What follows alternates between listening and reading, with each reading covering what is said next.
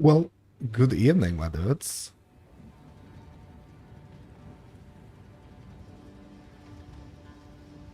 So, I'm just setting up here, my dudes. So, there is one thing I'm wondering about.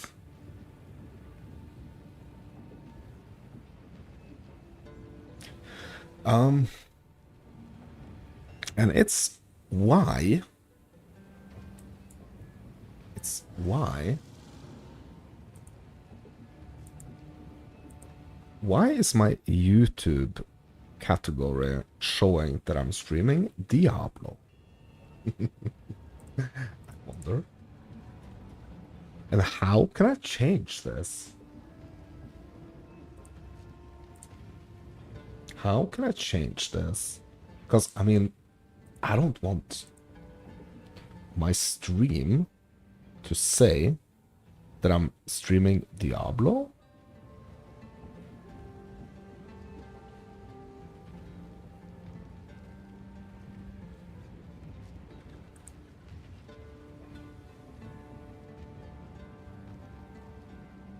And also, I'm just checking out these features.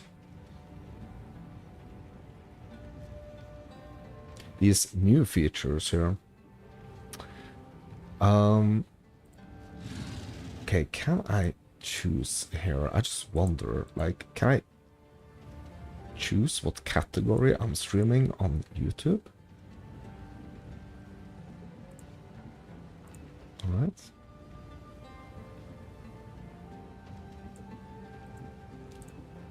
I mean, first of all, I want this to be public. I don't want it to be, like, not even visible to people, you know?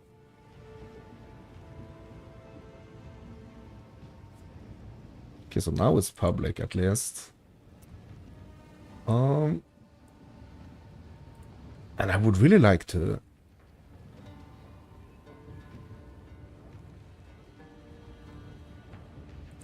understand why YouTube thinks that I'm actually streaming Diablo, like the original Diablo, when I'm actually streaming PoE 2. That's kind of weird.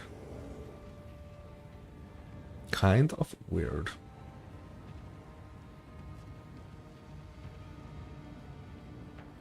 But I mean, that's not why we're here, right? We're not here to figure this out right now.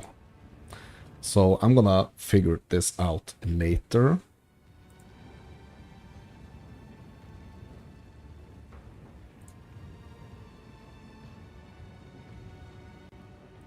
And see if there is anything I can actually do to change this.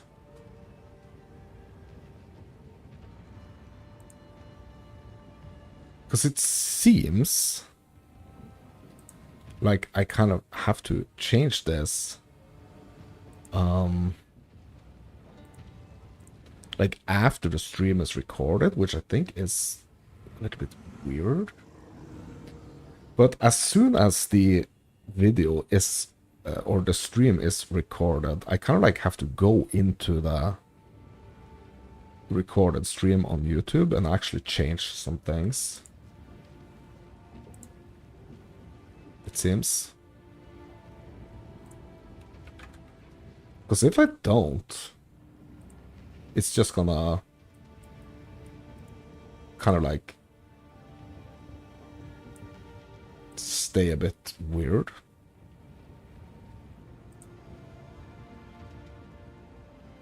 And maybe I actually need to change the title as well here.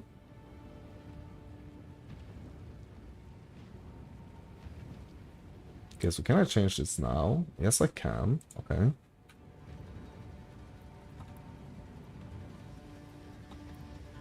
Okay, so save. It's public. Everything is good.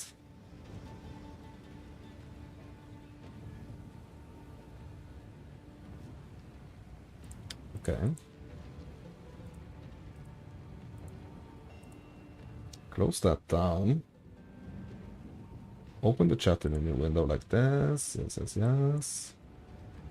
And I can just shut this down, and I can shut this down. And hopefully, my dudes, we are gonna be good to go.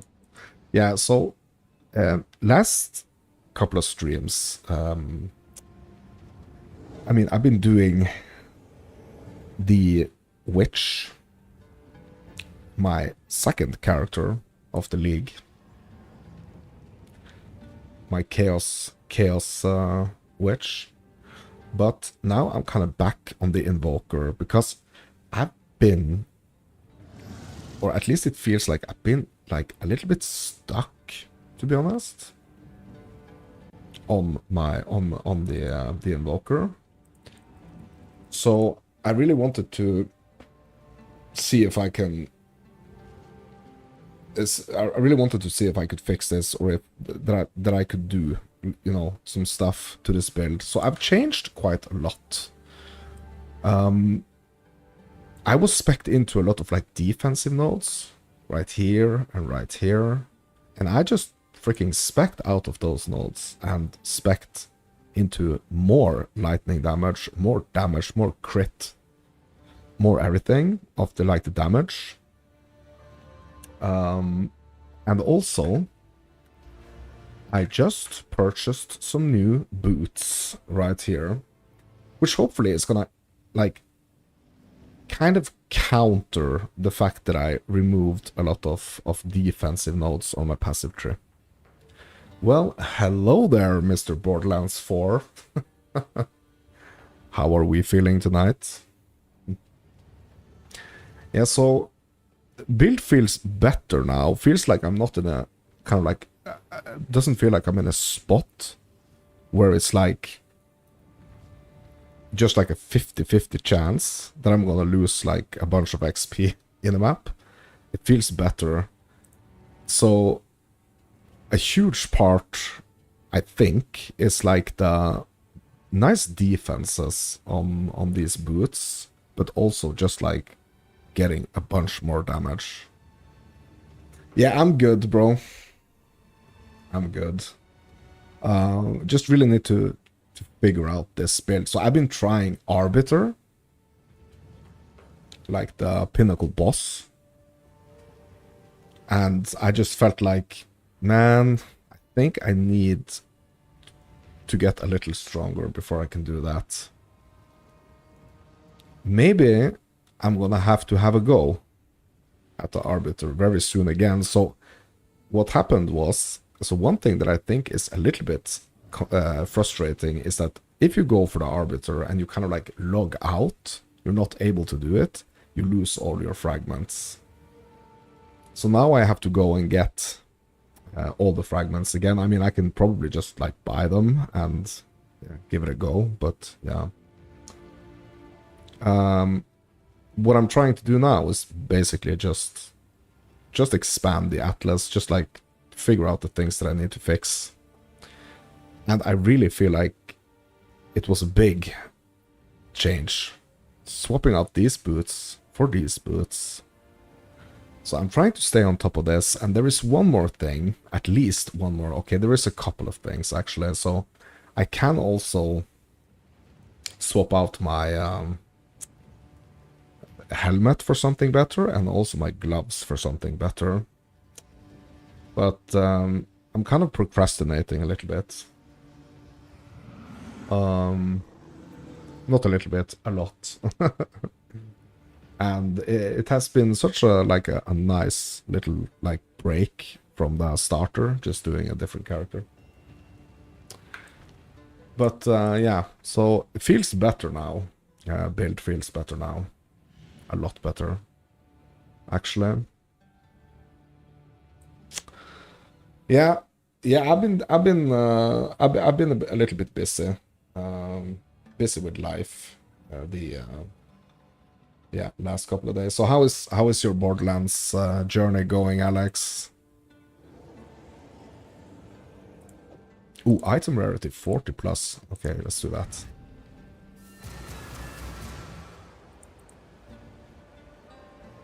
Yeah, I've been seeing that there are some like mixed, like a lot of people are having like mixed feelings about Borderlands 4.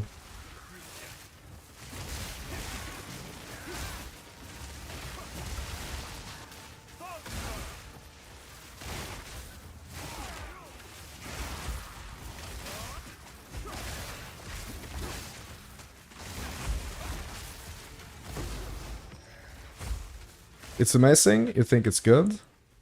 Currently farming boss for a certain gun. Well, that's like target farming, bro. Yeah, bro, that's the stuff we do like. But I guess you're not streaming at the moment. So like, how is the stream been? Like, are people enjoying the content? I mean, have you made some videos, or is it are you still like on the playthrough?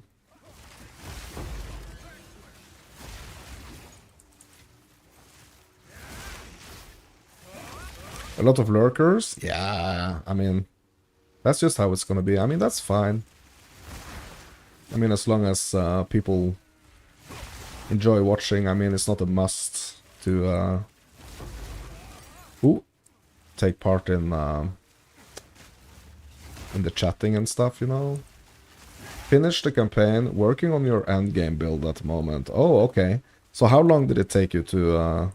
So like, how many hours did it take you to get through the campaign?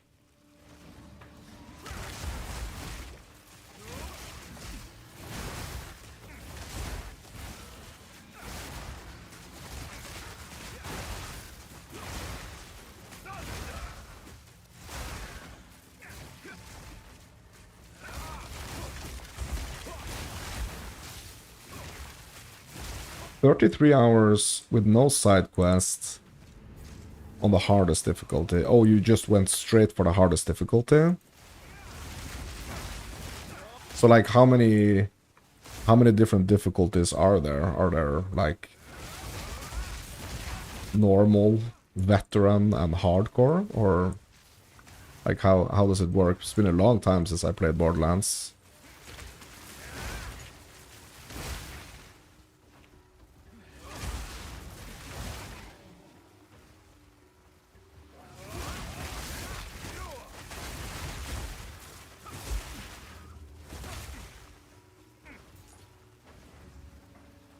Yeah, it's such a nice feeling to swap out these boots, actually, like, so I kind of like really constantly like have to remind myself that even though I'm playing trade and it's like my build is strong, it's like there's always like things to make it stronger. Like, I'm not even... I think the quarterstaff I'm running is like, that's like in the divine price range, but like none of my gear is like except for my staff is like in the divine range of like pricing. I think like the most expensive item except from the staff is like, yeah, I think it's the boots actually right now. I think I paid like 30x for it. Okay, so the difficulties in Borderlands 4 is easy, normal, and hard. And after you beat the campaign, Ultimate Vault Hunter 125. What does that mean? 125. Is that like tiers? So it's like tiers.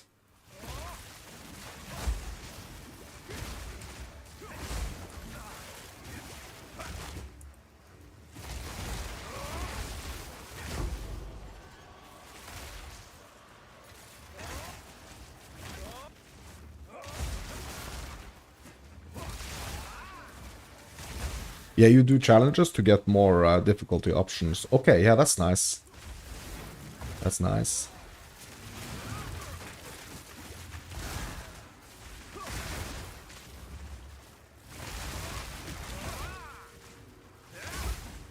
Okay, so there are some type of mobs here that's actually hurting me a little bit. I'm trying to figure out now, like, what are these mobs that are hurting me?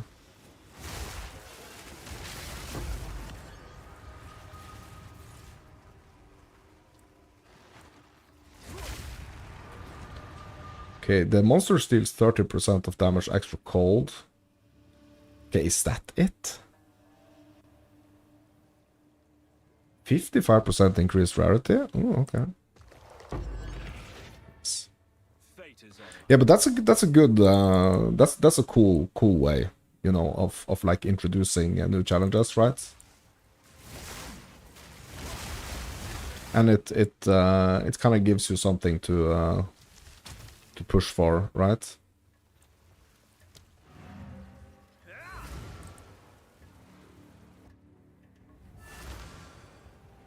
Yeah, I'm just thinking about the fact. I'm thinking about the fact that like how many exalts I actually spent on like the omen that gives you like reduced XP loss, instead of actually just like upgrading my equipment to like the highest base types, or like the best base types.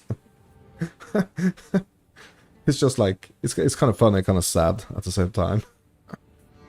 So unfortunately, there is no better loot past Vault Hunter 1. It's just to push your build. Better drop rates, the main thing. Yeah. Yeah, so that's kind of I mean, it's kind of like, so in Path of Exile, right? It's like the one thing is that you have like the best base type with the best mods that you need, but then you also have the tiers, right? So you could have like the best base type with the best mods, but then you're gonna have like the tiers to those mods, right? So these boots have some pretty nice mods, like the worst mod actually, like the lowest tier mod on these boots are the movement speed, which is a tier 5, and like the rest of them is like tier 1 and 2 and 3. Yeah. So to get like an even better item than this, like, would probably like cost me, so to get like, you know, more movement speed,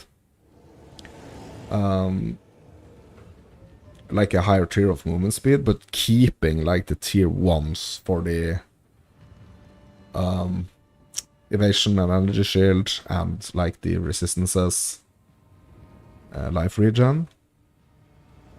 It's like that's what's gonna, you know, like be tricky to get right now. So on some of these items, and I mean that's also kind of like the fact for this body piece that I'm wearing. So on and also the staff. So on certain, like on 3 different pieces of my equipment right now, it's all gonna be about the tiers.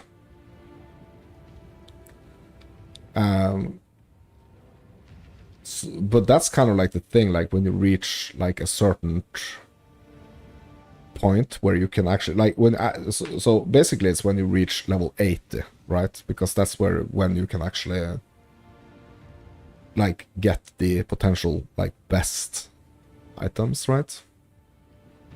So there's always going to be that kind of grind no matter what. So I mean, even though you are like freaking level 100, you could still be on some type of grind to like have perfect items, basically. But it just makes me think, like this is one of the things that I really need to get better at when it comes to this game. Like making sure that like at all times I need to keep an eye out on like 1, 2, 3, 4, 5, 6, 7, 8, 9. So at least 9 different like item pieces that I'm wearing at all times. So I do know that there are, so now I know that my headpiece could be better, my gloves could be better, my rings could be better. Yeah. So it's kind of nice to know that I have this situation where I kind of like know that there are things I need to fix. Okay, so I didn't mean to take that. I actually got a 19 here. Oh, okay. We are actually at 19. Okay, so we need 20s. And only way to get those are for up to tier 15s, right? Yeah, so it's kind of yeah, that sounds you're like the loot or the vault hunter situation, like the endgame situation. I mean, you should have something to chase, like even further, right? Don't you agree?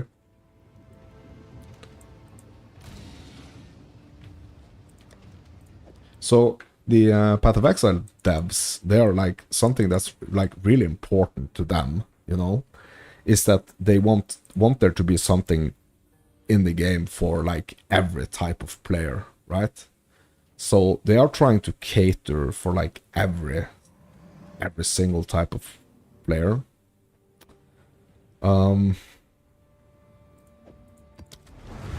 And like one of the types of players, like not necessarily like a lot of players, but like some players want to like play all the way to 100, for example. So that means that there needs to be incentives, right, to why you should do that, right?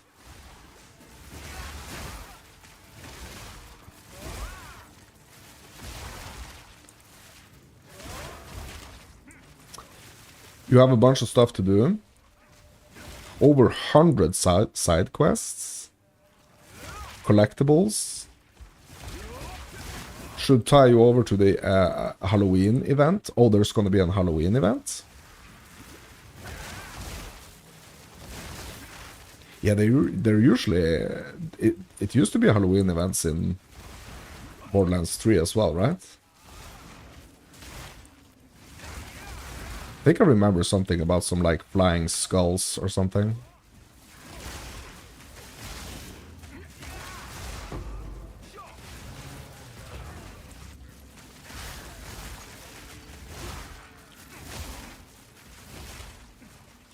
Plus 3 other characters to make builds and level. Yeah. Yep.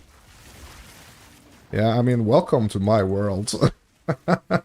You know, that's kind of like how I feel I need to approach it as well. But I kind of feel like I'm right now I'm still like in a situation where I kind of like really I really need to learn like more about the game and how to like effectively make builds. So there are like some systems in this game that you really have to understand if you want to make builds.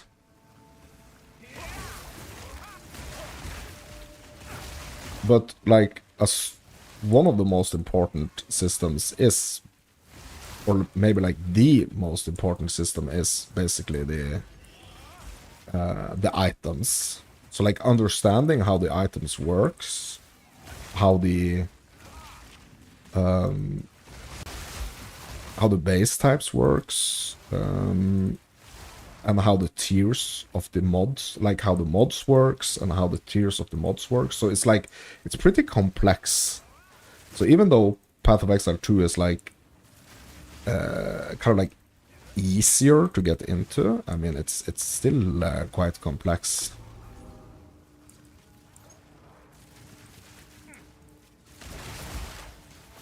Right now you found an item that you think is broken, just waiting for them to nerf it. Yeah.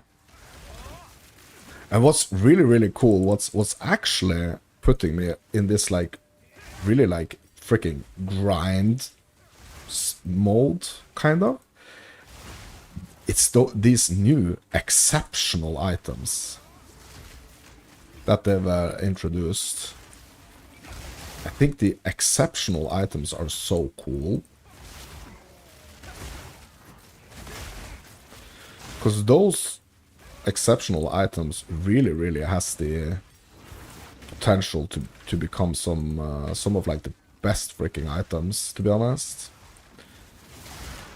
Because what the exceptional items allows you to do is like do the quality. I think it's like, I don't know if it's gonna be like this on like every single item, but there is some kind of like quality increase, so usually you can upgrade the quality of your item with like 20%, but with the exceptional items you can actually like up the quality. I think it's like 40%. It's like twice as much, which really adds this to me, at least it adds this dimension that like, yeah, I want every single piece of equipment that I'm wearing to you know, be an exceptional item.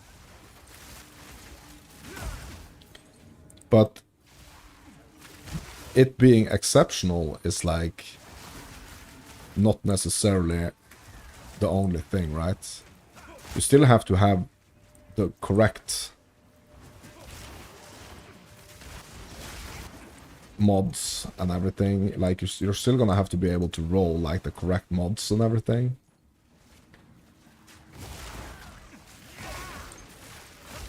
Okay, so this zone is a bit dense here, but I'm gonna have a look at that exceptional flask that I just picked up soon.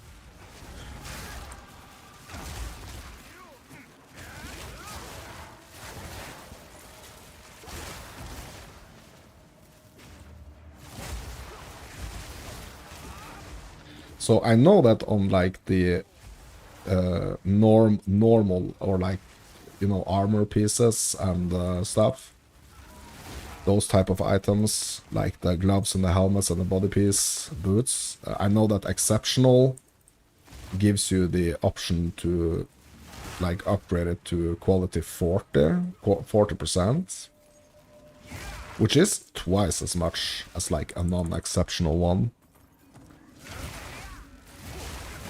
And that can be quite huge, at least when it comes to, you know, the defenses.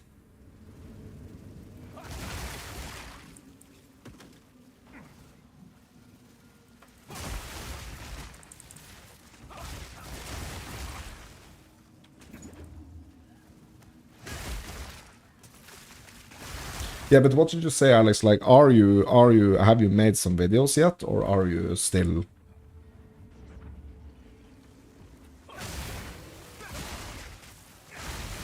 kind of like just streaming the endgame?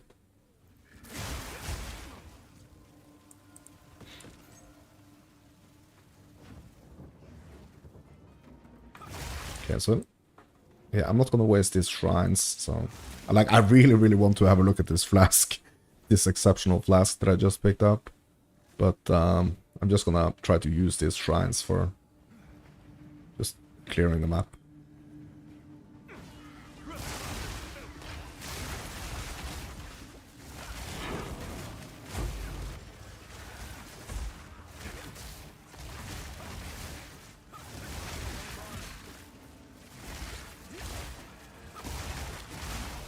So where is this rare? Was that the last rare? No. Still have a minute left of this movement speed shrine here. Let's put it to good use. Okay, there we go.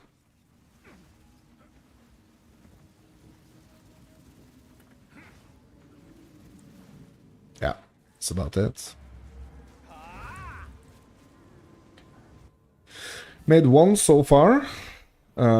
For where a certain legendary is. Oh, okay. So, yeah, so what it seems like is that there are, like, really targetable items. Which I think is super interesting. Like, that's, like, one of the things that really makes me want to, at some point, check out that game. Okay, so let's have a look at this flask. So, yeah, so the quality is 27 here. But I think that this could be like qualityed up all the way to 40, I'm pretty sure. So if I can roll something nice on this, it could actually be an upgrade.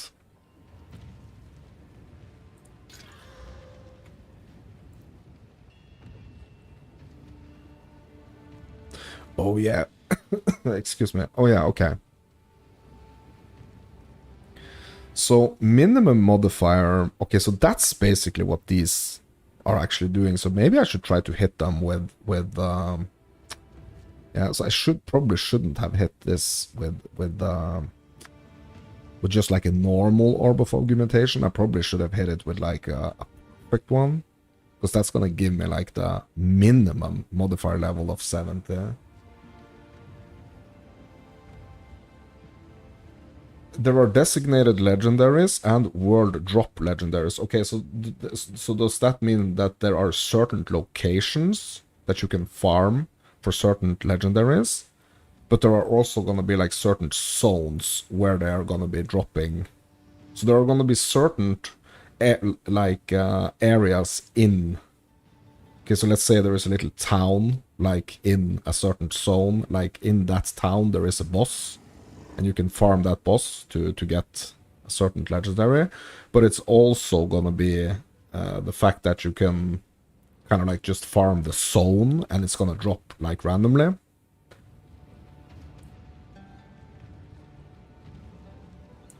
Okay, so bosses have 1 or 2 in their loot pool, and the rest are just random drops from mobs and world boss events. Oh, so there are like world boss events and stuff? Bro, that sounds so cool. But these events, I mean, because it's not an MMO, right? So you're not gonna have like other people potentially like you're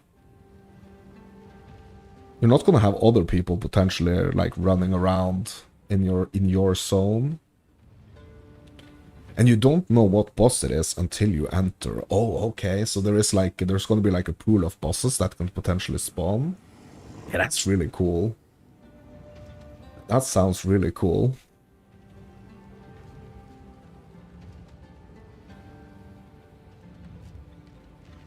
Yeah, sounds really cool. Okay, so let's try to hit this flask here with a perfect orb of augmentation. Let's see what... So what we can see here is that this mod that I got here is a tier 6. So I wonder if I'm like guaranteed to get like a much better tier here if I'm using this perfect one. Yeah, that's a tier 2. Yeah, okay, I get it. Okay, so that's how these like perfected or like how these better currencies are gonna be working. So it's gonna be like a much better chance to get some like much better tiers. I mean, you're still gonna have like the potentially like hit the wrong mod, like a mod you don't want, but yeah.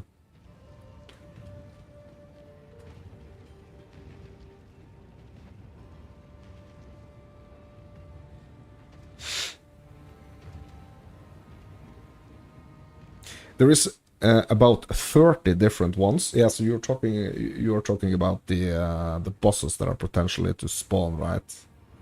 But does that mean that like the random world boss events is gonna potentially like spawn kind of like a boss from another zone? Or is it like every single zone is gonna have like the potential of like 30 different ones? I mean, this really sounds like an endgame thing, right? So they're kind of like just throwing all the bosses from like the campaign into this pool, and they can potentially spawn, right?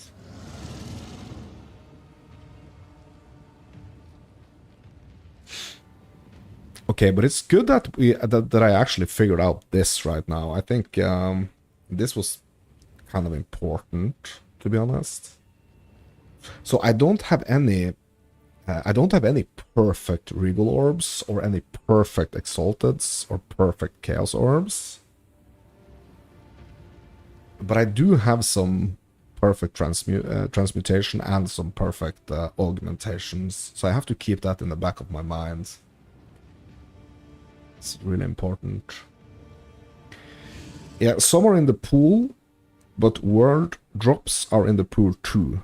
There's also vault bosses, which are like mini raids. They're fun. Oh, really? But are they also like potentially like spawning in this same type of event, or is that going to be like a separate event?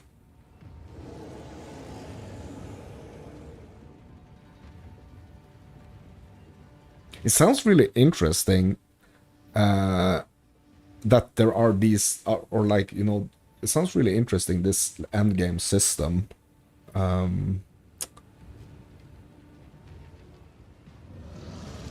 If you're like playing, so you're able to solo everything, right? You don't have to play in a group, right? Or are you playing in groups as well? Like, is there any content, like endgame content, that you have to be like a 4-man group to clear?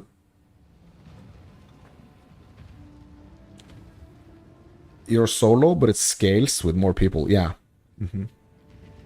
Yeah, so that's cool. That's really cool. Yeah.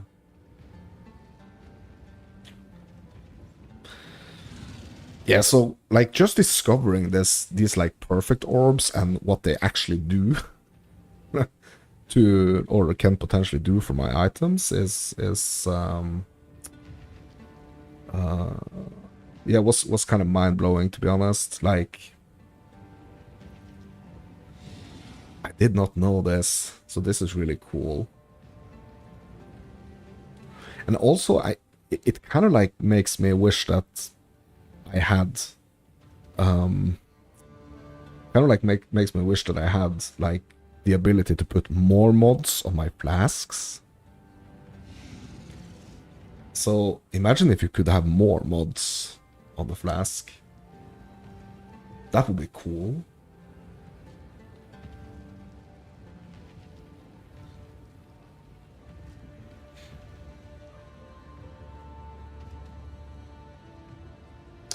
An upgrade to yellow? Yeah, yeah. Like being able to take a regal and just like make it a rare and have more mods, like have some cool, like some like, I don't know, some like movement speed mods or something like that. Like having a chance to, I mean, it probably wouldn't be like the best idea to have like 50% movement speed on like use, you know, because that's not necessarily kind of like what you want to do.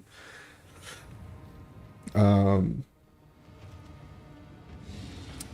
attack speed for 15 seconds after consuming. Yeah, for example, I mean, that would be cool, right?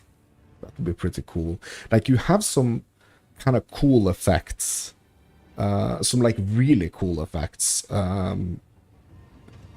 in the game. So for example, what, like, so they're doing some really interesting stuff, because to me it feels like there is a lot of stuff that you can kind of like get from passives on the tree, but there are also similar effects that you can kind of get from like support gems, and you can like certain support gems and other type of like modifiers. So one of my favorite freaking like support gems, for example, is the behead one. So the behead one is kind of similar to the headhunter. So the headhunter, you know, it's like one of the coolest items in the game, because what it does, right? It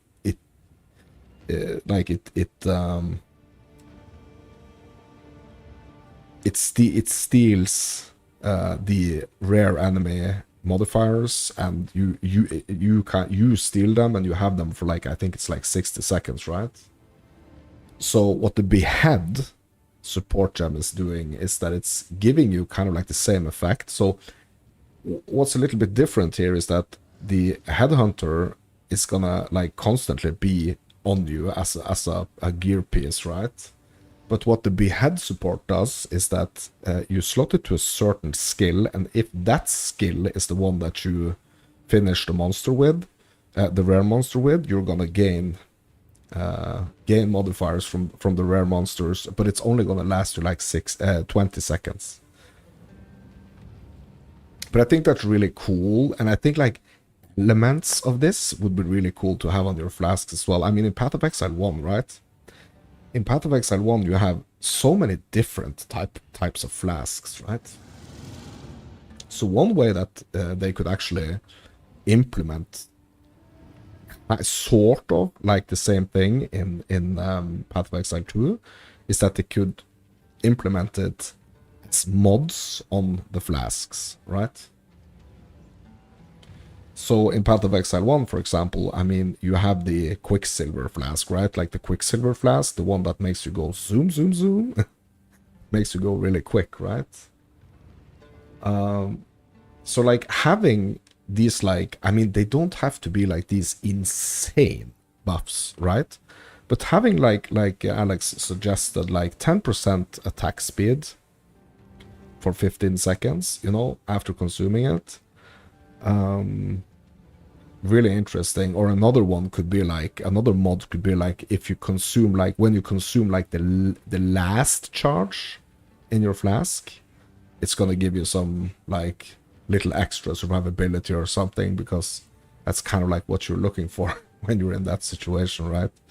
So just like mods and effects that are not extremely huge, so not like a movement speed. So we were talking about the Quicksilver flasks in PoE1, right? That actually gives you the movement speed for a certain set amount of time. You could have like a mini version of it the same way. That's why I was also like starting to talk about the behead, the support gem. That is like a kind of like a mini version of a really cool like item that's really sought after. Yeah, so I'm kind of like trying to tie this together, guys. But yeah. But more of those things would be so cool. And I mean, I don't want any more types of flasks, to be honest. Like, I don't want there to be like freaking 5 different flasks that I have to hit, like in Path of Exile 1. I just want the 2 different flasks to have the potential to give you some extra effects. So instead of having to hit flask number 4, you kind of like just get a similar effect by having that mod on your life flask or on your mana flask. I think that would be really cool. I really want to check here and see, like, so this is the exceptional flask right here. So I kind of like wish that there were some other way to know, like some other like really visible way to know that this was an exceptional flask. I mean, you can see that the quality is above 20%, right? But it would be really nice if there was some other, like, because I mean, we are picking up so many items all the time, right? Just having something with this item that like really tells you that it's an exceptional item. So I want to see if the fact is here that we can actually quality this up all the way to like 40%.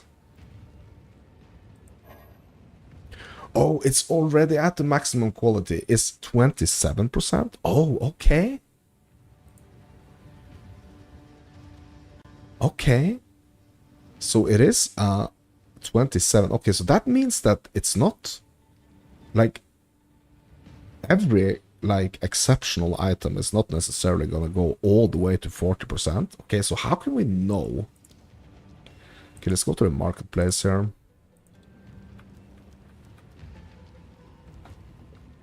Okay, let's just search for whatever here. I guess just some like boots or something, like raw. Yeah, maybe not the rawhide boots, but like Let's do Drake Skin search.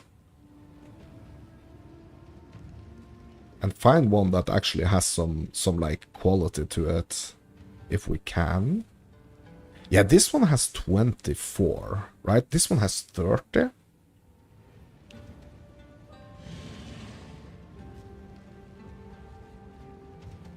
Yeah, this is really cool. But this actually says exceptional drakeskin boots. But this flask doesn't say exceptional. So it means like certain items are actually gonna say that it is an exceptional one.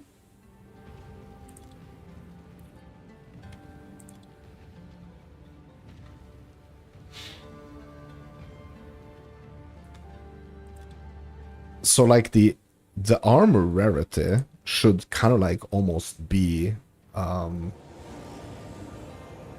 like exceptional should almost be like a freaking like quality in itself, right? Because you have the normal, magic, rare, unique, right? But I mean, you should have like an exceptional option here as well.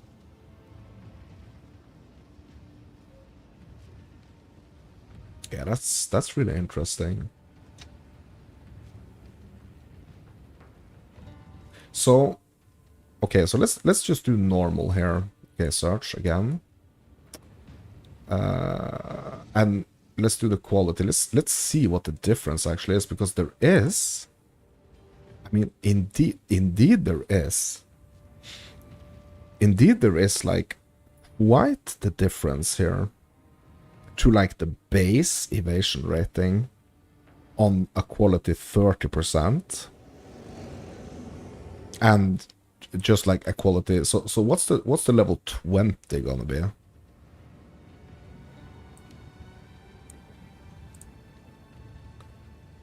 Okay, so let's have a look. I'm just gonna have to take a mental note here. So 281 evasion rating on a quality plus 30.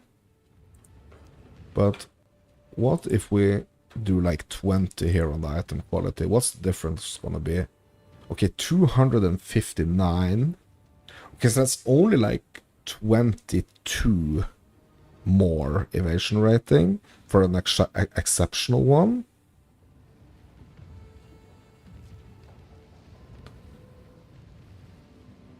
But is this gonna be... Okay, so this is gonna be... We're gonna be able to take this to 30 at least. I don't know why I thought it was 40. It's like... I don't know why I actually thought it was 40. Go on. So 30. So that means 50% more. I mean like 50% out of the 20%. So 10% basically. Not 50. So 10% more. And it's those things, I mean, they can really, really matter, right? Those things can really, really matter.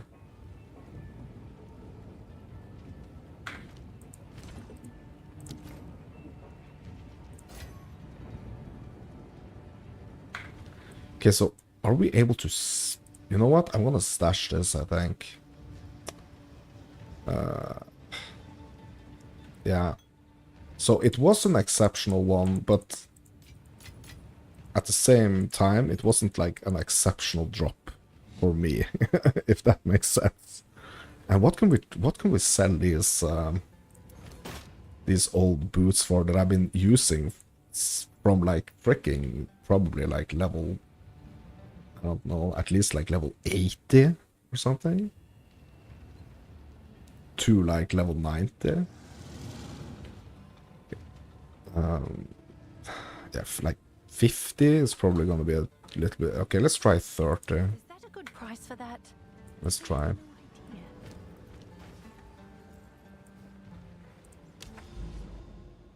Yeah, did I actually complete that last map? Yeah, okay, we did complete it. Okay. Let's just go Spiderwoods. Increased monster damage. Yeah, I don't like that one. I'm just gonna do this normal ones for now.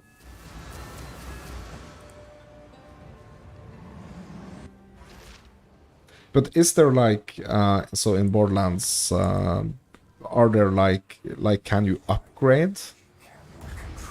Like how does that work? I don't remember. Like how does it work in Borderlands when it comes to like upgrading like weapons and stuff that you already have? Is that possible, or is it like I can't remember?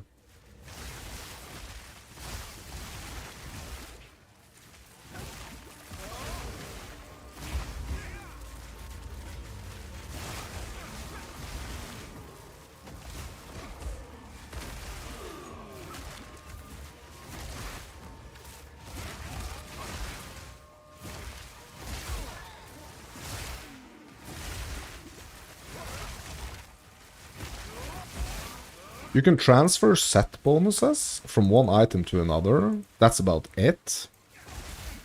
Rest is RNG on your drops with rolls. Yeah, yeah. Okay, so yeah, set bonuses. But is it like, so do you mean like set bonuses like are there set pieces, or is it like a set type of mod that you can transfer? Yeah, I'm trying to remember, bro. It's been such a long time since I played Borderlands. And I'm assuming like there are also some changes.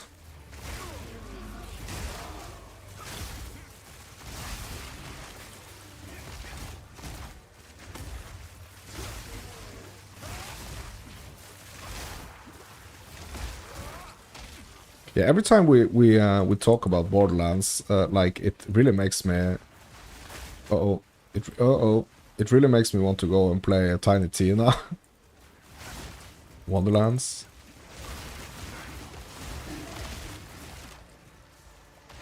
I wish they did more with like the Dungeons and Dragons, like the rolling of the dice and stuff. Like I wish they did even more of that stuff.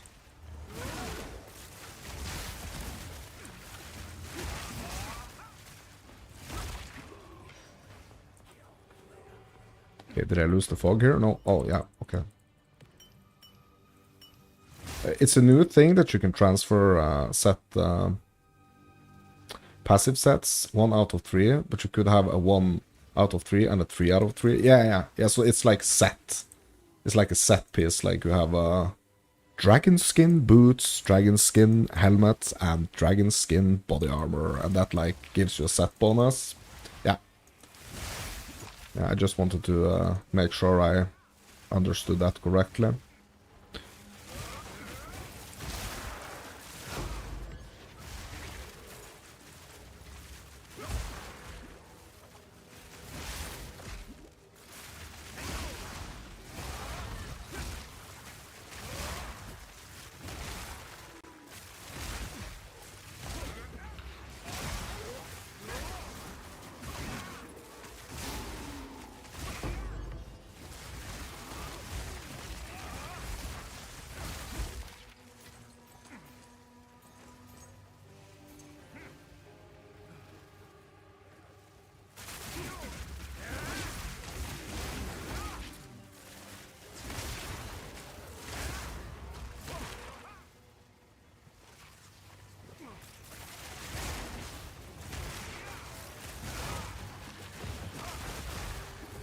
Or if it continues like this, like the progression right now, bro, I'm gonna hit 92 today, I think.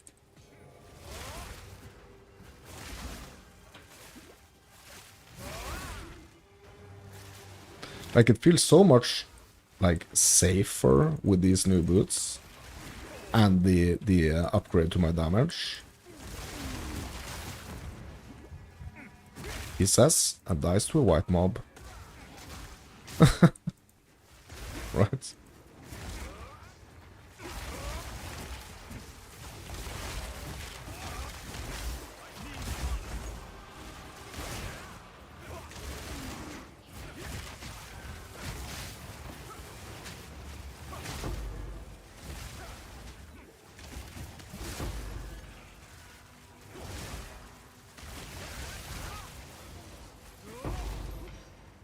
Yeah, so what I should be doing is like upgrading those gloves and that helmet as well. ASAP.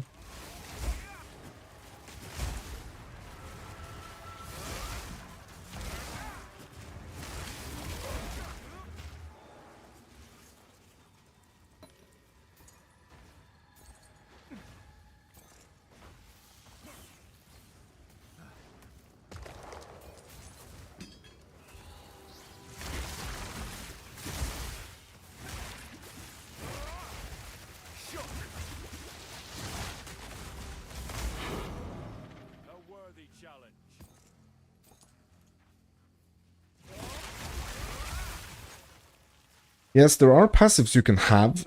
There are passives. You can have 5, but you can mix and match. Usually the strongest perks are the 3 out of 3 ones. Yeah, so that means that you can have...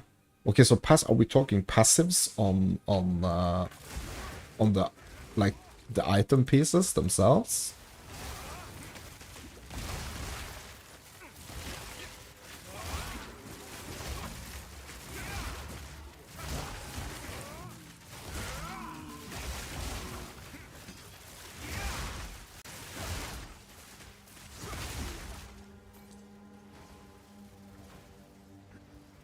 It's like a prefix? Yeah, okay.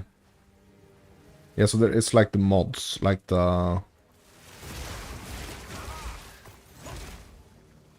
suffixes and prefixes.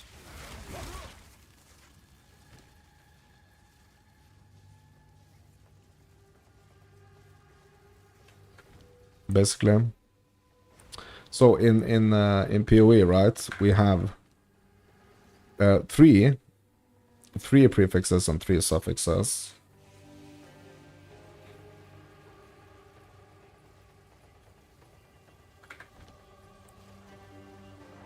But you can have 5. So in Borderlands, so in PoE there are 6, like 3 prefix, 3 suffix. But in Borderlands there are like 5 mods basically. Think of it like a Diablo 3 set piece bonus. Yeah. Understand, yeah. And is it like that for every single item? Like, am I understanding this correctly? Is it like that for every... So, like, do you have, like, body pieces and stuff as well? Or is it only the weapons?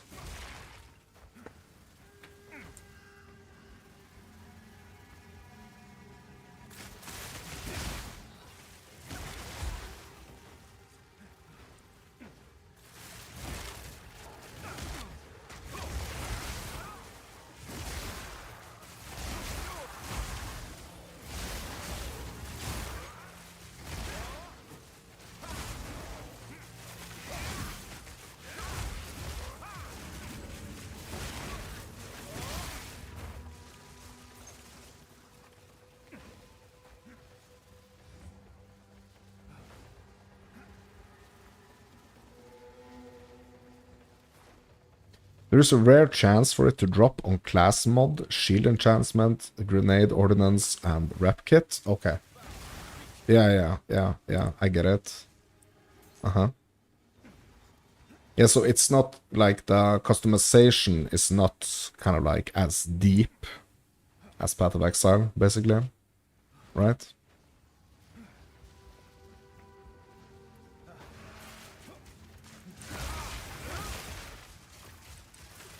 So Path of Exile, I mean, like, it's all about the items, right? But Borderlands is more like, it's all about the weapons, specifically, right?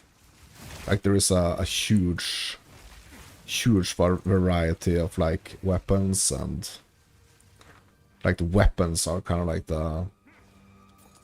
Yeah.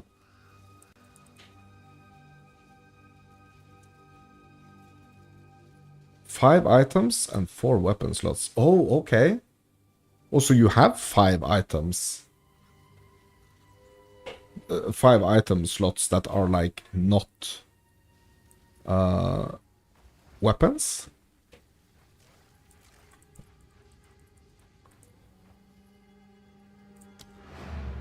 Yeah, bro, I'm like a mega. Yeah. I mean, you listed them. Yeah, it's like the class mod, the shield enhancement, the grenade ordnance, and the rep kit. Yeah, but it's not going to be like a headpiece and a body piece kind of thing, and like gloves and boots and belts. It's going to be like different, a little bit different things, right? Yeah, yeah.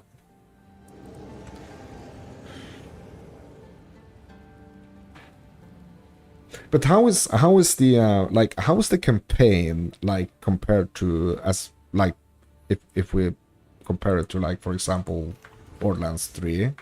Like, is the campaign like bigger? Like, is there more stuff to, kind of do? Or like is the like, how's the campaign? Because I think I remember like the campaign was like really what I enjoyed a lot with when playing Borderlands.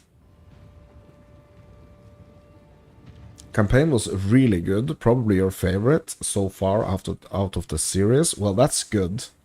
Like, I mean, it's almost kind of like I want to actually go back and play like the other games, just to get like a refresher, like play 1, 2, and 3 before I play 4, like, again, because it's been excuse me, it's been such a long time.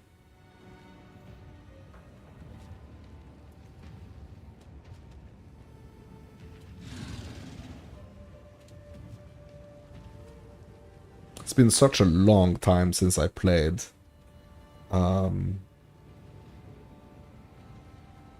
Borderlands. It's just been such a long time.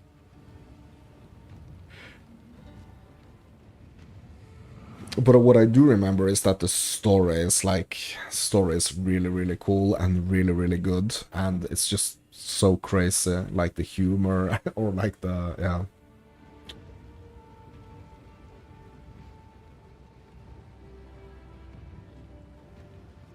So I remember what I was thinking, like, after I played Borderlands, like the last time I played it. I remember thinking that, like, I kind of like wished that it was like even more like deep when it comes to like your character customization.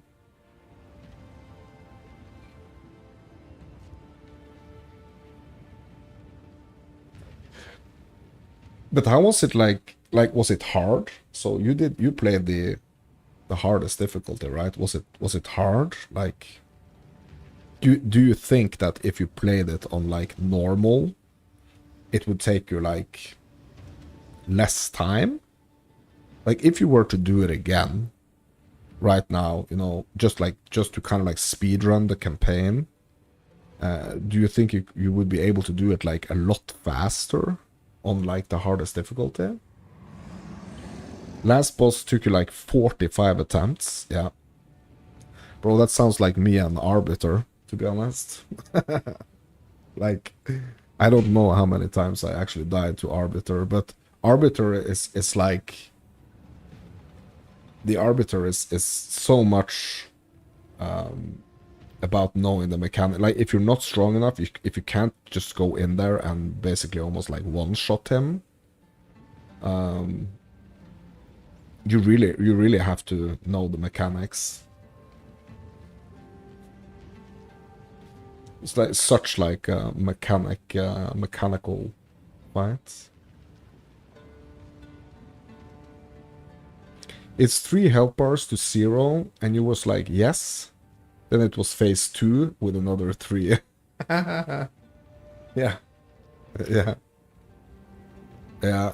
Yeah, I love that. Like I hate it and love it at the same time. Those like type of situations where you like think that you actually so it's so like the first time you experience this, right, in Path of Exile 2,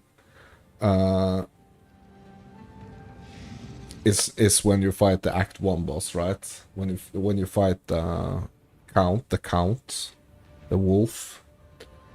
So you think like, oh man, this is kind of like easy. I remember the first time I did it, I was thinking like, yeah, okay. So phase 1 was like almost like he was almost dead, right?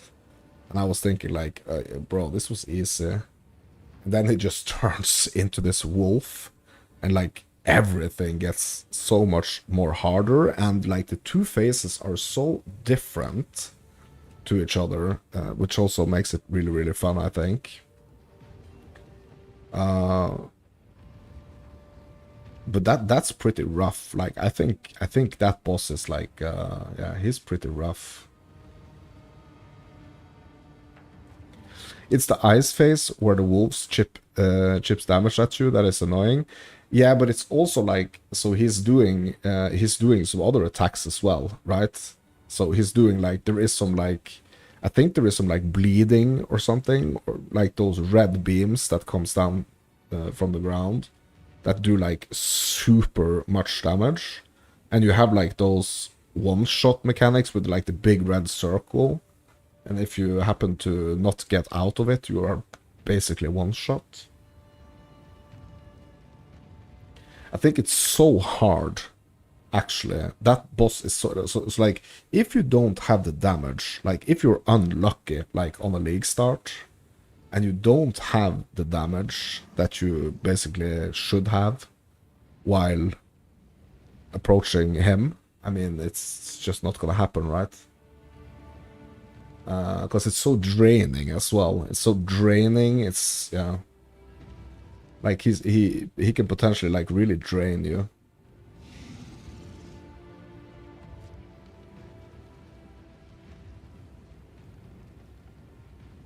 Yeah, it reminded you of a Souls fight on release. Yeah, yeah.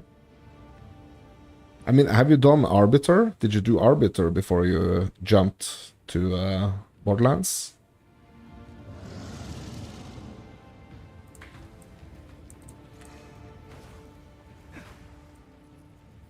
No? Yeah. Yeah, so that one is like has some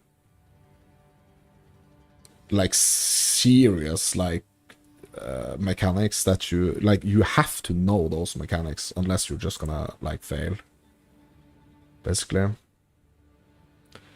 And there is one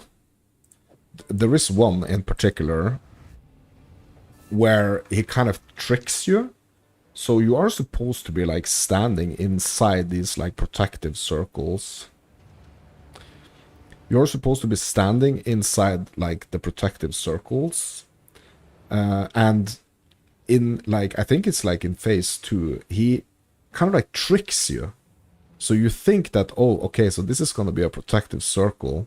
Because it's like, you know, it's this mechanic where if you are not inside the circle, like everything around the circle like is a one-shot, right? So if you're not staying inside the circle as that boom goes, you know, you just get one-shot. But in like the second phase, he tricks you. He actually tricks you to think that you're supposed to get into that circle, and then he actually one-shots you if you are in the circle. So you kind of like have to be really close to the circle, because as soon as like the circle spawns, he's gonna do like a one-shot thing, and you are gonna quickly, like super quickly, gonna have to get back into the circle as soon as he has like finished that one-shot inside the circle. And it's like really hard, because you have to kind of like stay close so that you can just like dodge roll into the circle, because right after he kind of one-shots inside the circle, he's gonna one-shot the outside, you know? Yeah, that's the best bit about Souls games. Yeah, bro, I remember, bro, it's like, so I remember the first time I was playing Elden Ring. So 100% I'm gonna be playing Elden Ring on stream sometime. Like, that needs to be documented, to be honest. Like, that needs to be documented. Me struggling myself through Elden Ring. That really needs to be documented, I think. But yeah, I remember the first time I was playing Elden Ring, and you get out of the chapel, like into oh yeah, I can't remember what the zone is called, but like the first zone that you get like when you exit the chapel and you get into like the wilds, the open world. And you meet, yeah, that's the, yeah, I'm getting to it, Alex. So you're in the chapel, right? And you are, I think you're taking this lift, right? Or something, like up. And you get out and you see this thing in the distance, right? You see there is like something moving, and it kind of like it really pulls you. It really pulls you towards it. Like, it's the first freaking thing that you see when you go out in the open world. And it's this big, massive, like, golden horse dude. And you're just thinking, like, oh my god, this is gonna be so much fun, right? I'm just gonna go straight for that dude. I'm gonna get him. I'm probably gonna get that horse, right? I'm probably gonna get the horse. I'm probably gonna get, like, that enormous, like, golden axe that he has, right? The tree sentinel, yeah, that's the dude. That's what you're thinking, right? You're seeing this dude for the first time, and you're just like, yeah, that's the dude, or that's like the first enemy.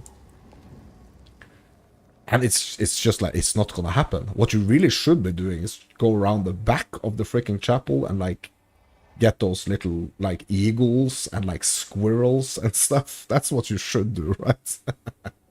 You should absolutely not go for that dude.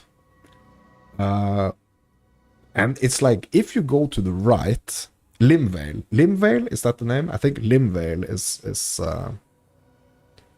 yeah, or something like that. Limvale, yeah.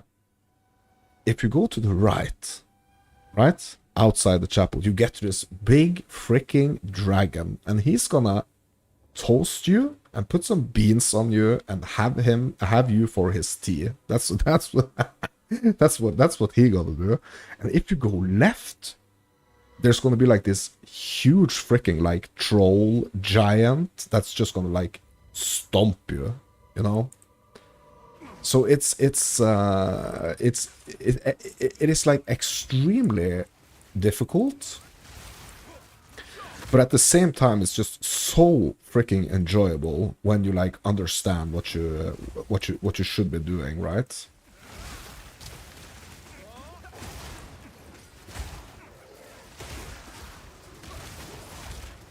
Limgrave, yeah, Limgrave, not Limvale, yeah, Limgrave, yeah, that's the name, yeah.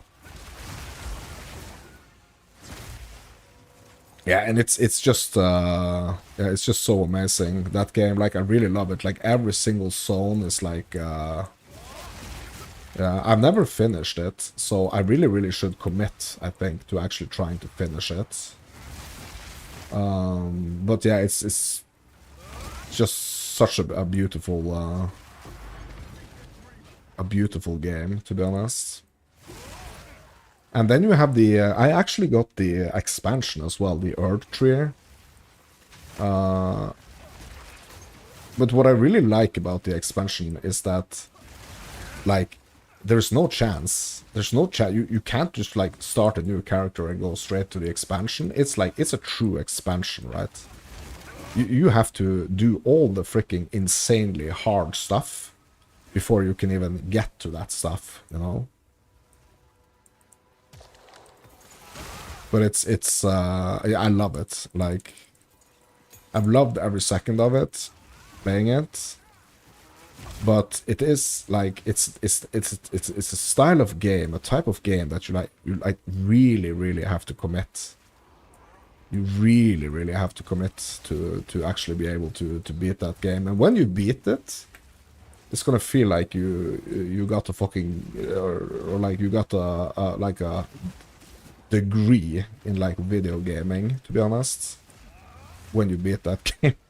Like, it's gonna feel like you got a degree, like, in real life, probably.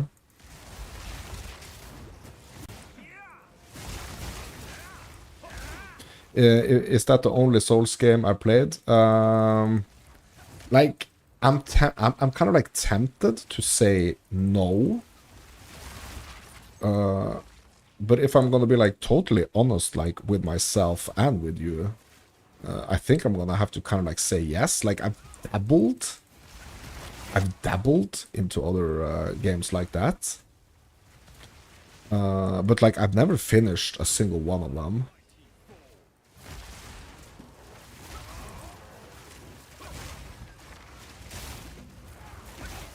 But I mean, I have played like a little bit of like Dark Souls, and so I can see that like I really understand like that Elden Ring is just really like so how can I put it? It's like Elden Ring is what Diablo 4 should have been if Diablo 4 was like it's Elden Ring, like they got it right, you know, because you have the Dark Souls games and then you have this one, which is like yeah, an incredible like upgraded version of the Dark Souls games. So it's kind of like Elden Ring really nailed it, where kind of like Diablo 4 failed it. Kind of. And I really, really hope that they are making more like Elden Ring content, to be honest. So it is a bit like so when they did the I mean, obviously they did the Shadow of the Earth tree, right, as an expansion, but I was a little bit disappointed that they actually didn't do like another expansion instead of doing Night Rain, to be honest. Like, I haven't played Night Rain, but it's like Elden Ring is so good. It's just like I just want more content. Like the formula is so good. But what are like other Souls like games that I should be playing, you think?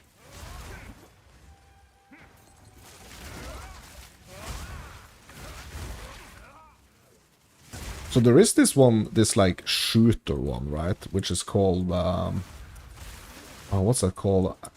I think I even have that game in my library. I just can't remember what it's called. Lords of the Fallen? No, is that the name? Lord of the Fallen?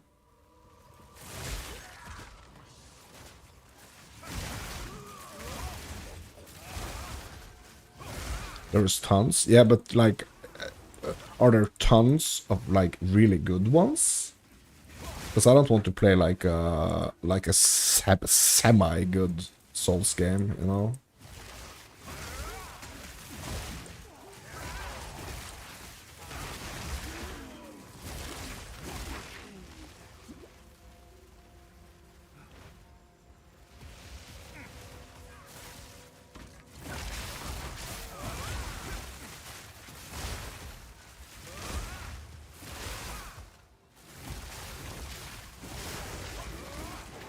So I think there is gonna be like there is gonna be like a gap. Like I'm not sure like how long it's gonna take me to do like my goals that I really want to do for PoE this season, this league. I don't know how long that's gonna take me. But I'm pretty sure there's gonna be like a gap between this season and like next season that I really want to like play something else. I mean, like Elden Ring, or maybe something like even like earlier than that, or yeah, would probably potentially be like a great option. Depends on how good you are at them. There are some really hard ones. Elden Ring is the only open world one. Yeah.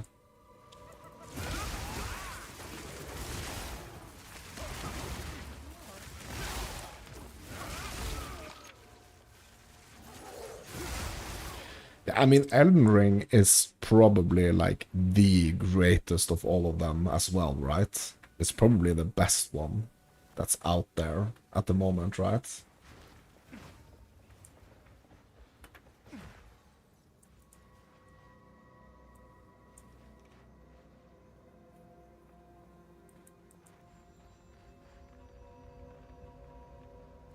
Always crit hits.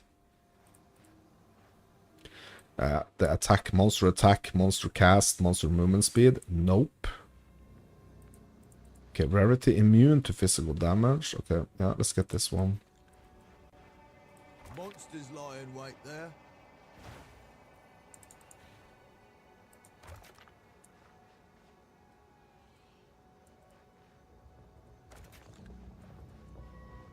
Ready?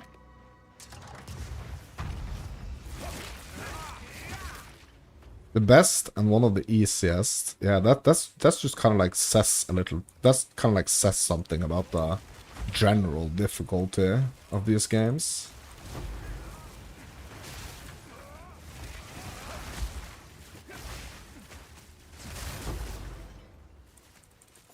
So my thing is that like what I really enjoy is to kind of like figure out myself, you know, how these different games work, right? You know, so I'm not particularly like a big fan of like doing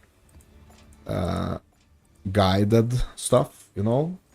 So the question is gonna be like, okay, so what's the best game gonna be for me that I can do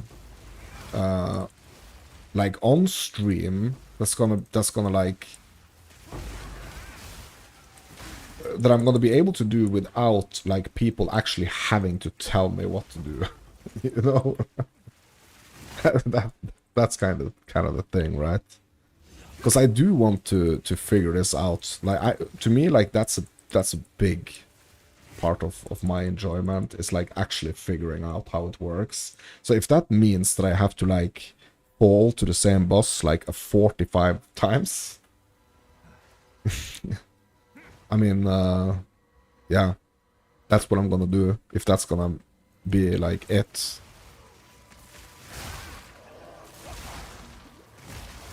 So I mean, I really felt like when I was playing my Fire Sork, you know, the first ever playthrough of Path of Exile 2 at launch of early access, I really felt like I was playing a freaking Souls game, to be honest.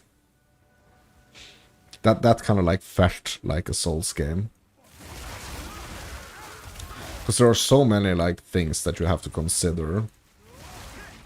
All your like 9 item pieces that you at all times should have like control over and like make sure that they are as good as they could possibly be for your build. Just like the passive tree and the general like skill and supports, whatever you pick there. Like there are some systems that you really have to know, and I mean you kind of like have to know them by heart for it to be like the most fun. Like knowing that, you know, okay, so the only thing that I can actually do right now, because I've tried like all the other things, like the only thing I can do is like, yeah, it's gonna be this thing, and it actually works. I mean, that's so satisfying.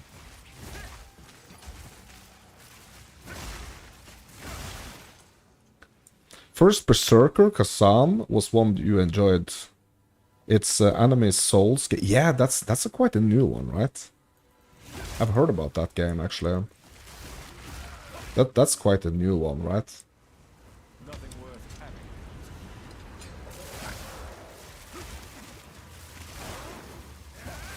Yeah, like a year old. Yeah. Yeah, that seems pretty cool, and it looks really different, and it's like, yeah. But that's kind of like the thing with Elden Ring as well, right? It has this really, really like unique vibe, right? Just has this really unique vibe that, yeah.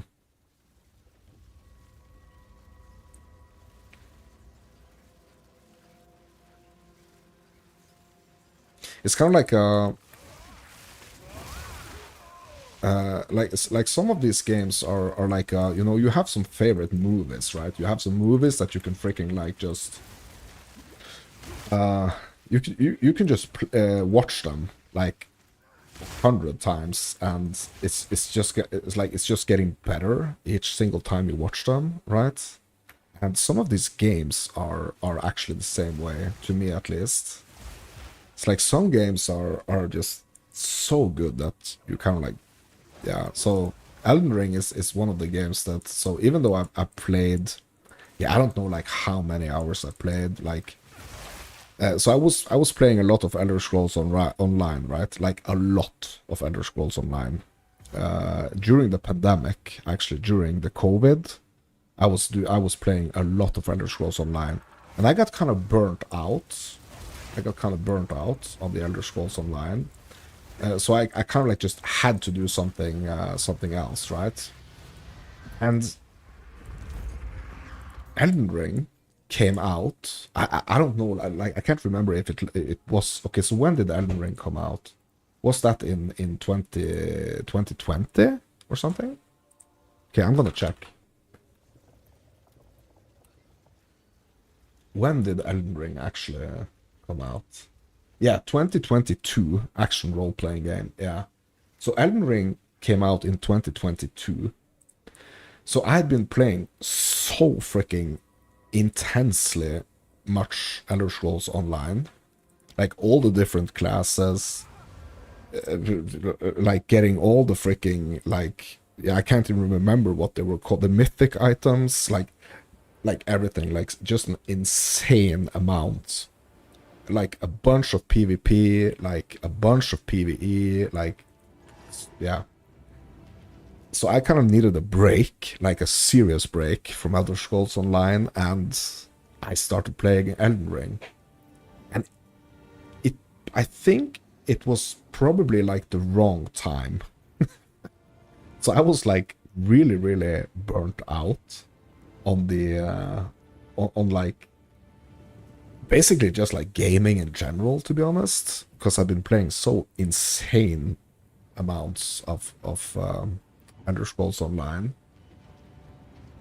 So I think it was maybe like a little bit wrong timing, to be honest. But I remember thinking like when I kind of like put Elden Ring down and said like, okay, this is not the time for this game, but there is gonna be a time for this game, and when that time comes, I know that I'm gonna have one heck of a good time beating Elden Ring. So I remember even like having my, so I have like these, it's like these like cinema moments, almost like these movie moments in my mind, where I was like fighting the dragon, like the dragon in Limgrave, the big fire dude to just right outside of the chapel. I was fighting that dude, and I remember like my son, and he was like at the time, I mean, he was only like 5 or 6. He loved watching me fight that dragon, and it was so intense. And he was like, "Yeah, go!" Yeah, he was like, "Yeah, get him," because he understood kind of like the fight. He understood that the dragon, like he understood kind of like the mechanics of the dragon. He knew that there was gonna be like, okay, so now he's gonna do his like fiery breath, and if you don't find like some type of like rock or something to stand behind, like he's gonna toast you, put some beans on you, and have you for dinner.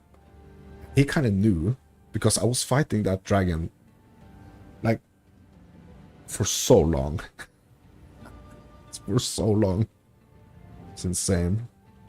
But I'm gonna have to go to the toilet, my dudes. I'm gonna be right back. Be right back.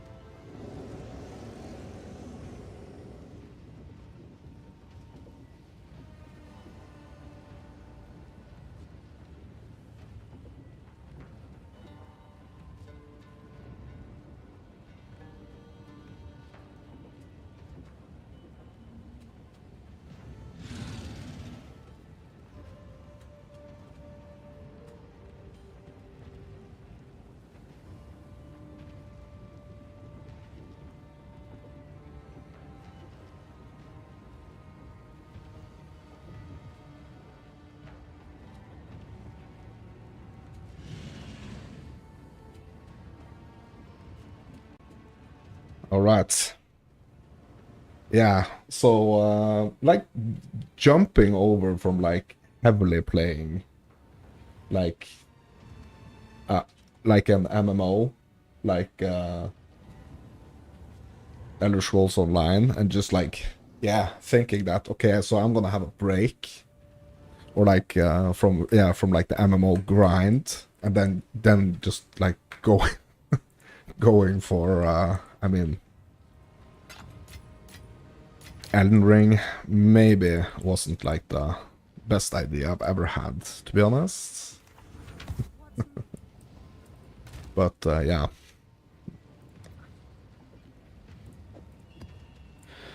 Okay, so my I'm getting so many of these tablets. So this is kind of weird. Like, so why am I getting so like why am I getting this insane amount of tablets? But it's like so like the balance between these tablets and like the towers I'm able to get to is just like totally off in my opinion. So many tablets. Okay, so let's yeah, I need to do something here. So I kind of like I have this feeling like yeah, I should hoard the tablets. But at the same time it's like when the heck am I ever gonna be able to use them kind of?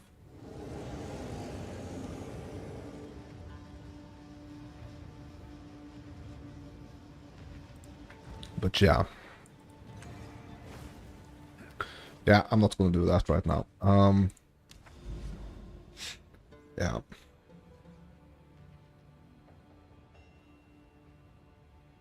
Okay, so there is a tower here. There is a corrupted zone here. I mean, we could go do some corrupted goodness here. Okay, there's another tower right here. And there is a tower here. Yeah, so here I am saying that I don't have any towers to put my tablets in, and it's like towers all around me. What a hypocrite, my dudes.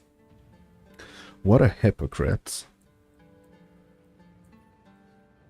Also, basically what I want to do is that I want to keep like pushing out to like open up even more here. And I don't want to be doing like a bunch of these maps, I think. I don't want to be doing like a bunch of these maps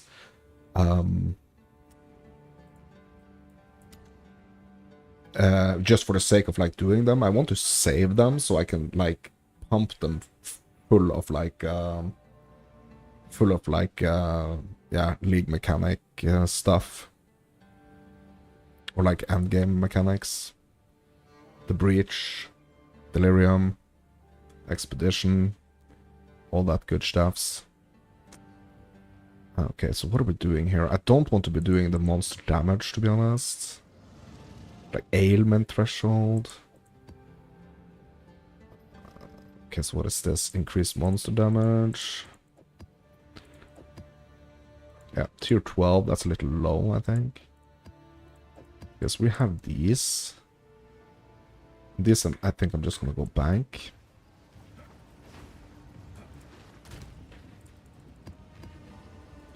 Yeah, so definitely, okay, let's just clean up a little bit here. Yeah, so definitely, I need to be thinking of like what am I gonna be playing in like the break that I'm gonna have between this league and the other league. I mean, we are getting 3.27 Path of Exile 1, but I think I really think I'm just gonna like stick with Path of Exile 2 for now, to be honest.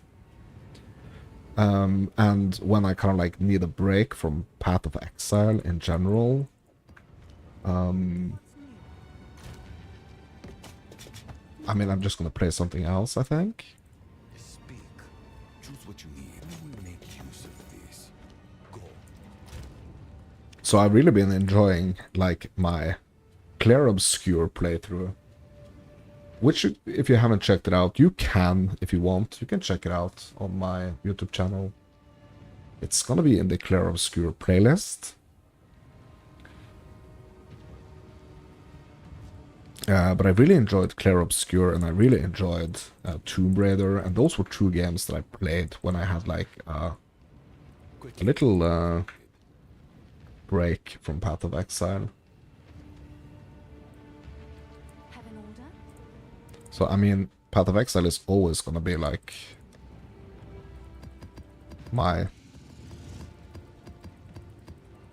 I can't imagine myself not playing PoE 2, to be honest. Yeah. So PoE 2 is hopefully I'm not gonna burn out on it, and yeah, I really hope it's gonna be a game that I'm gonna be playing for like a very long time.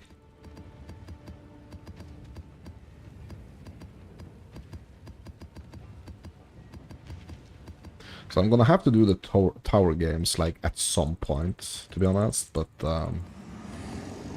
yeah.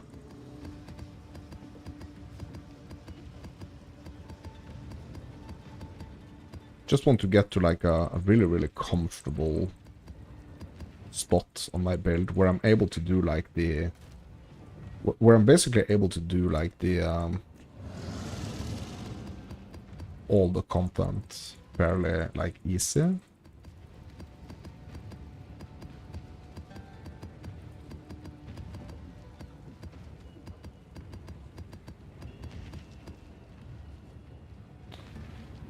Okay.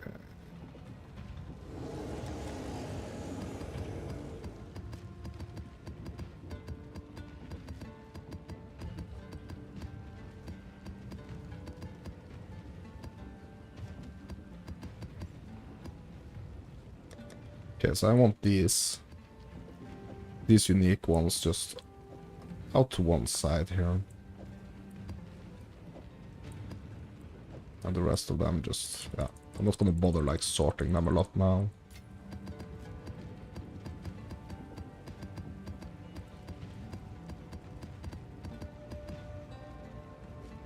Okay, so this one is gonna be the new tablet one. Big tabs.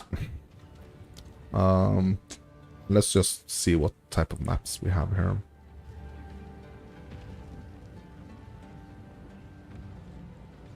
Ignited grounds. Yeah, we can do this one. 2 additional projectiles.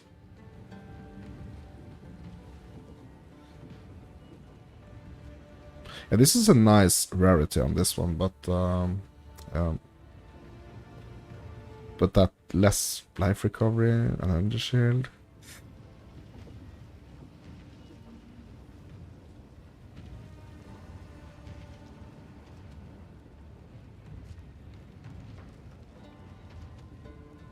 Yeah, these like really nasty ones. It's like I don't want to do them. Like, look at this one, like 82% item rarity. But it's chilled ground, cursed with enfeeble. Monster steal damage that's extra cold. I mean, this is not the worst one, to be honest. Like, this is not the worst of like horrible ones.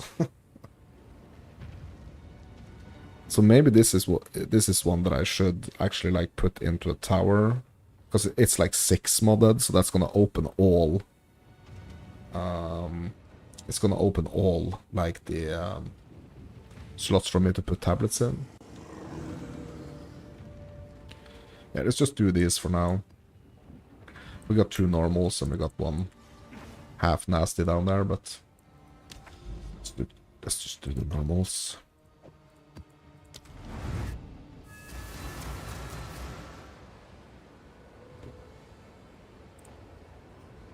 So I wonder, like, if they're gonna add, because, you know, you have four like map slots, right?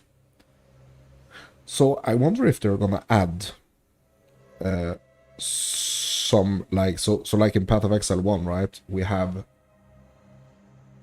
like the scarabs and stuff that adds like very specific mechanics to your maps, or things to your maps. I wonder if we're gonna get the same thing in Path of Exile 2. Like, I really hope that we do. And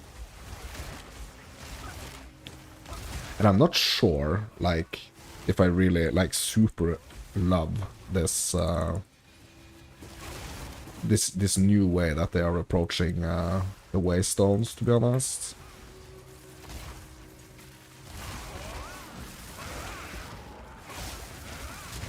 Like, I think it should be even easier to get the Waystones, like the particular Waystones that you're looking for. I think that should be easier. And I also think that we should have a lot more urgency, or like a lot more like decisions that we can make ourselves to what we want to put in the maps, basically.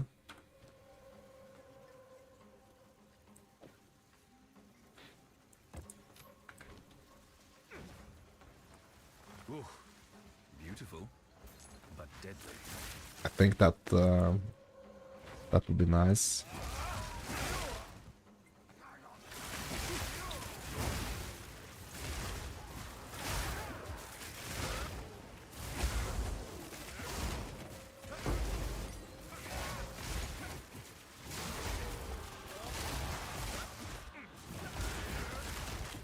And also, one thing I'm wondering about YouTube right now is that if I'm able to actually go in, oh my god, and change my directory, like change my category I'm in.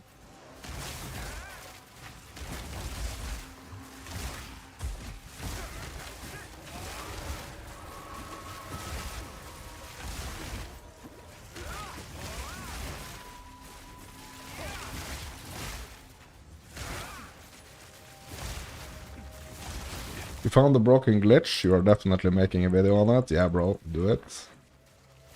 Do it.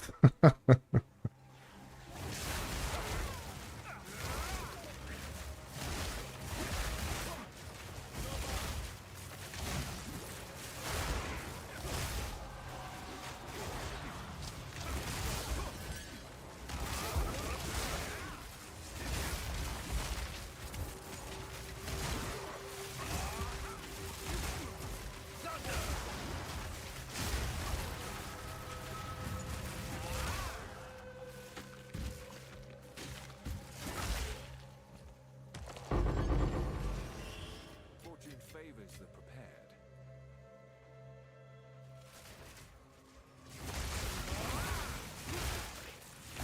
Yeah, so I need to figure out, so what I do want, actually, to be honest. So I do want to play something for like Halloween, or like around Halloween. So I am going on a holiday, actually. From like mid-October to like late October. But when I get back from that holiday, like it's gonna be like just around the Halloween. I do want to find like something that I can play as like kind of like a Halloween special type of thing that I want to do on the channel. I just gotta figure out what the heck I'm gonna be playing.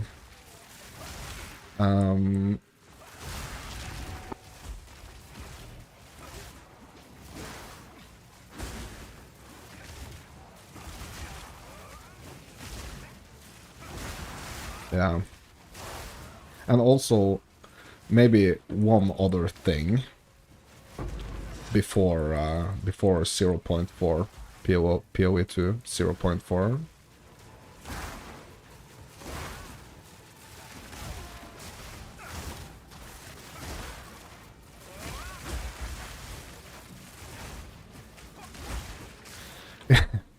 Yeah, I had this so like when it comes to like glitch videos and stuff, so I had these like some really crazy moments with the is it the Colossus boss? That dude in the Valley of Titans, or I mean, he's not in the Valley of Titans. He's kind of like in the mountains, like inside that cave, and I'm crashing. Yeah, it's been a while since I crashed last time, actually. Yeah, and because there were so many bugs with the Colossus boss. I actually wish that I did more of those bugs, to be honest, or like that I made more like shorts and clips of of the Colossus, because it was like so many times where I was like thinking that okay, so I'm approaching this boss now. I have no idea if I'm actually going to be able to do this boss. Like if it's gonna be able to, like if it's gonna be like possible to do him, because he was so bugged, so extremely bugged.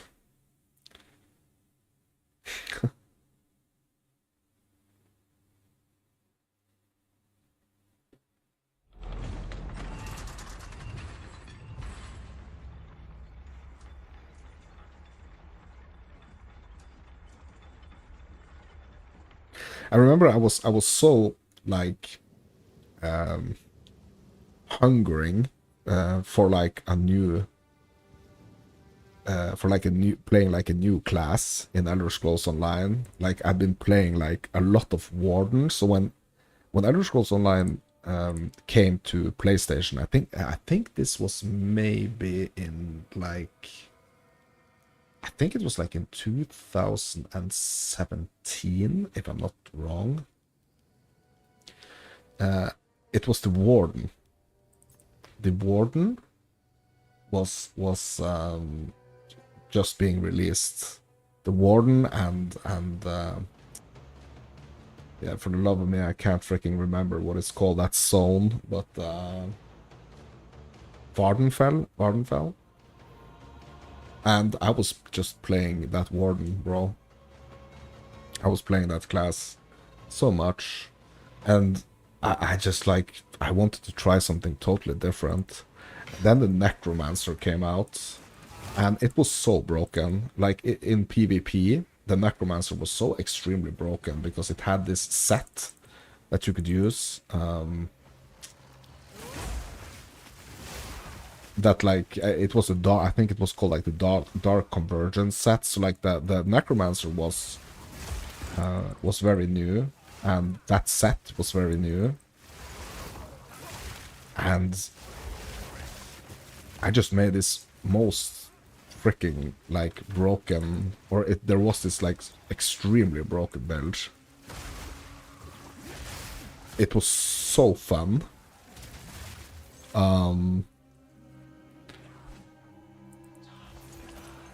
But they nerfed it, so it was like super strong. So it was kind of like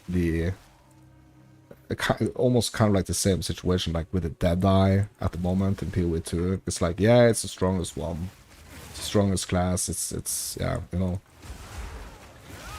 or the strongest ascendancy. But those things can be a lot of fun, right? But also it can be kind of like make you want to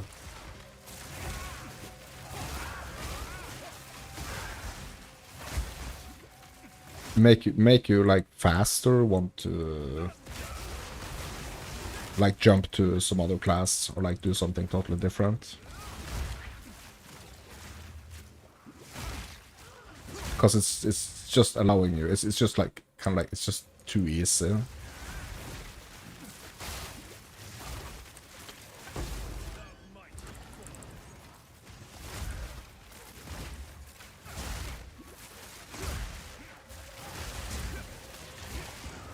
But I am looking forward to checking out the I mean how can I not check that out? This league, right? I'm definitely like, it's probably not going to be like a huge part of my league, but yeah, I mean, I definitely want to check that out.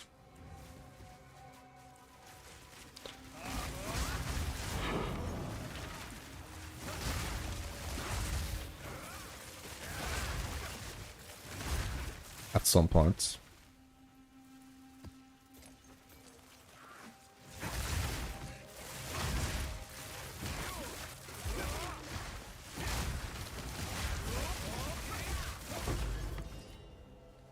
So around Halloween, like it's like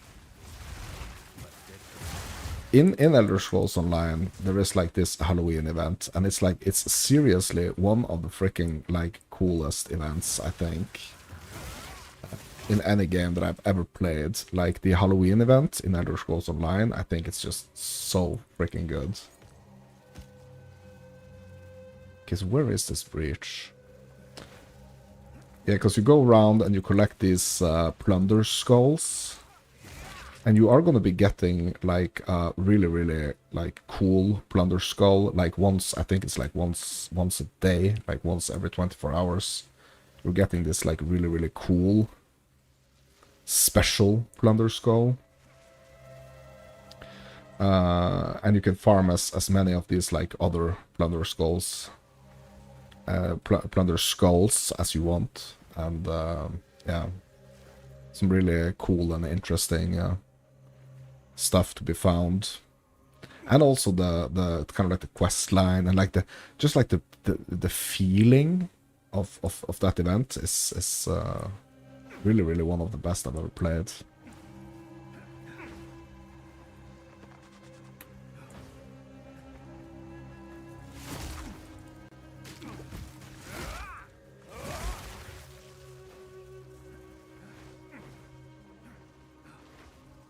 But I think Elder Scrolls kind of like, or yeah, Elder Scrolls Online kind of like suffered a little bit from. I think that like many MMO kind of like tend to kind of like suffer a bit from, is that the when they are doing like the updates, the things that are changing or like the things that they are adding. It can be like very similar. So like if they are too similar, where the heck is this bridge, bro? Oh, I did the bridge? Okay, never mind. Yeah, that's probably where I crashed, right? Yeah, thinking about other stuff. Yeah, so Elder Scrolls Online kind of like got to this point where I felt like whatever they were releasing, it was very similar. So like it was the same formula. It was just like, yeah, we have a formula, it works, people are buying it, people are getting it, so we're not going to change it. But it was like too kind of like repetitive. It was too similar, I think. Every update. So it's like up until a certain point it wasn't like this, but then there was like a long stretch of time where it was like I just felt like, yeah, it's just like yeah, they could like, I felt like they could have done so much like more, to be honest.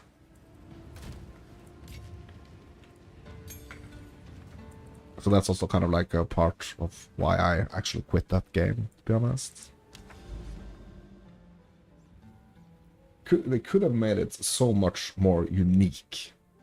Like every like having the feeling, like people are talking about Path of Exile, you know, like, yeah, I remember when this league launched, yeah, I remember when this launched and this launched. I think like Elder Scrolls Online never kind of like nailed that, to be honest. It had some really cool expansions, like the yeah, I want to say like the Skyrim one. It's not called the Skyrim one, but it's I can't remember the name of it right now, but it was like the Skyrim, really like Skyrim northern themed expansion. Can't remember the name. But it was really cool, and it had some like interesting cool stuffs in it, but yeah. Yeah, it's a tricky balance, you know, appealing for like a game to appeal to people that are not playing a lot, but like still want to have like a lot of like feel like they have a lot of content. And then you have the people that are like playing a lot, that also feel like, yeah, they want to have content and like stuff to do and like meaningful updates, you know, to their like main game. And it's kind of hard to, or like I think it's kind of hard for developers to kind of like hit that spot where they are actually kind of like Path of Exile 2 is actually trying to do like cater to like a lot of different type of audiences.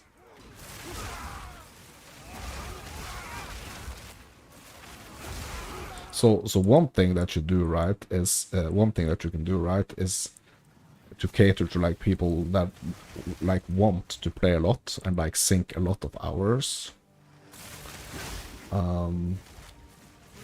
It's like the class system. So I think that's one thing that or like the different classes, right?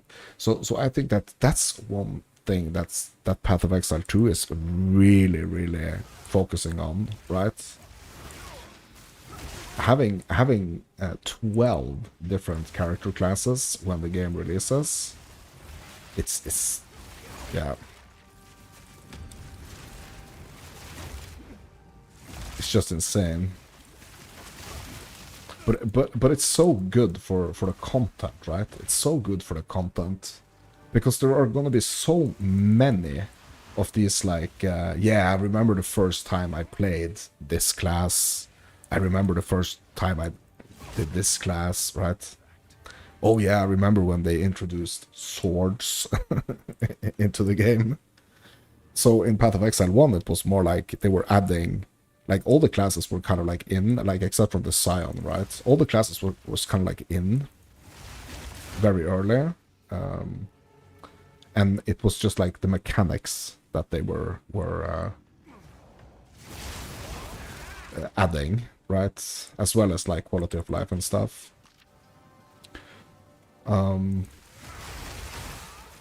But now it's like they're gonna be adding a lot of, you know, they're gonna be adding a lot of the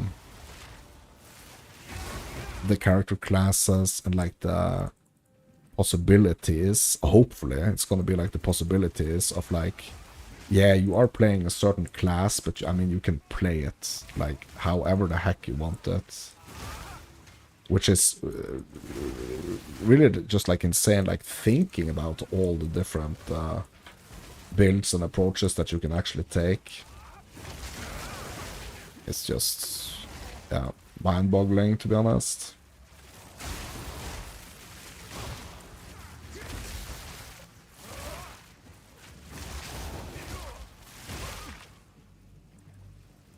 Tamriel, yeah, that's right. Tamriel, my dudes. Tamriel.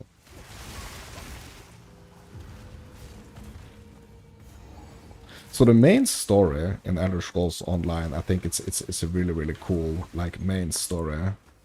But the thing is that, or at least in my opinion, like the thing is that that game is also kind of like in a place right now where it's like it's just too much, you know? It's just too much. It's like, where the heck do I even start? So it's kind of like suffering the same thing almost as Path of Exile 1, where it's like people trying to get into that game now. It's just so much, you know. So much you need to know, so many currencies, so many different item types, so many like everything basically.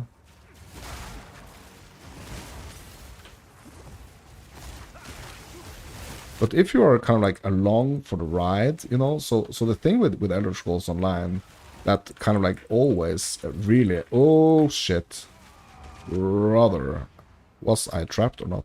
Yeah, they need to fix these like these holes in the abyss here because you tend to get stuck in the holes. Bro, that needs to be fixed.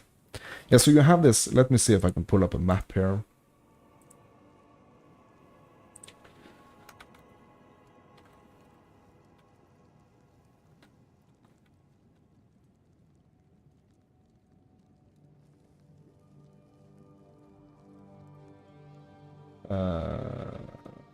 Okay, let me see here. Okay, is this gonna be a good one?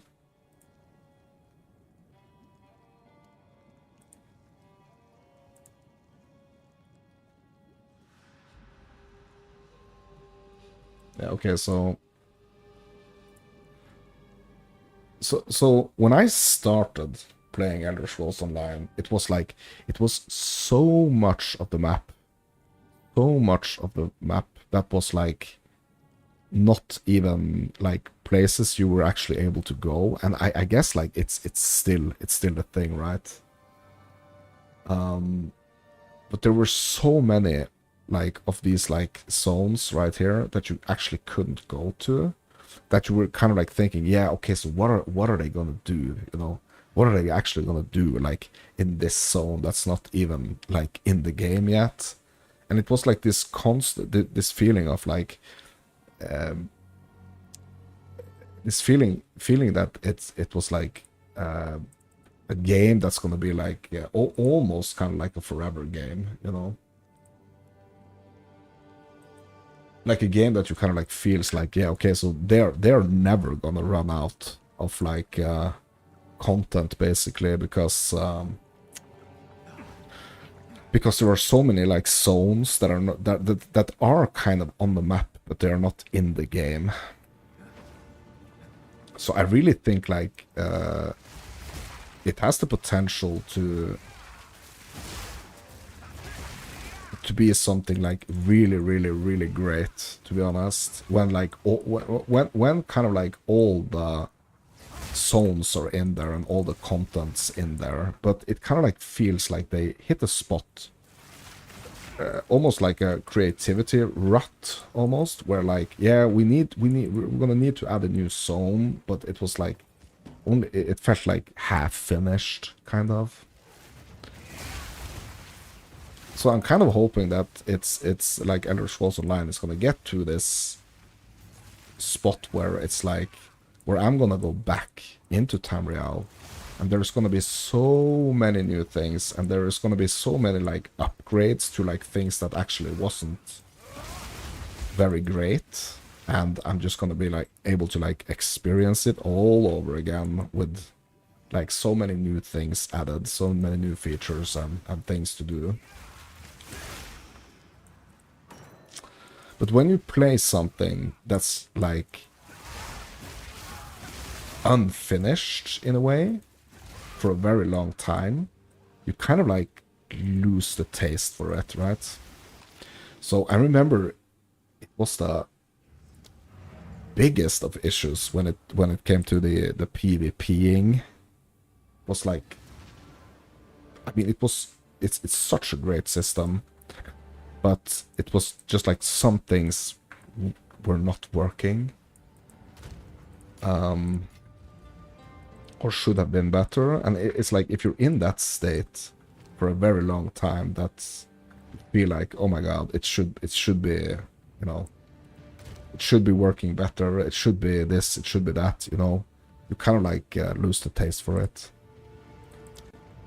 So you kind of like want to feel almost like all the time like, yeah, this is it, you know. At least if you're gonna play like a whole lot of it, you know.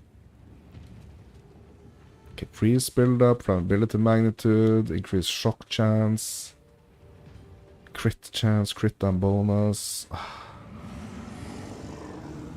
Monsters break armor. Yeah, I'm kind of like, it's getting obvious to me that I've kind of like freaking, I've really been like saving the horrible ones, to be honest. Okay, let's do this one.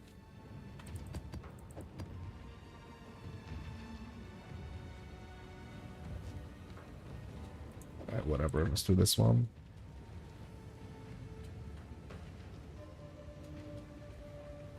Yes, I don't want to get sloppy now and kind of like think, yeah, whatever, and I'm just gonna throw in some like really bad ones, and I'm just gonna lose all this XP. that I've been grinding up here.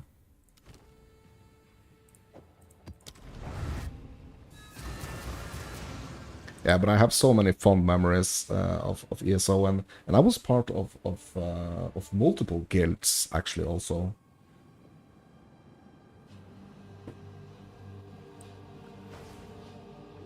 I was part of multiple guilds and PvP guilds and yeah, mostly like PvP guilds actually. Doing ball groups and yeah, we had a really good group going during COVID actually. But I mean, it was just because like people had so much time, like a lot of people had so much time that they like as soon as like the COVID ended, like that time wasn't available for them anymore. So so that ball group kind of fell apart.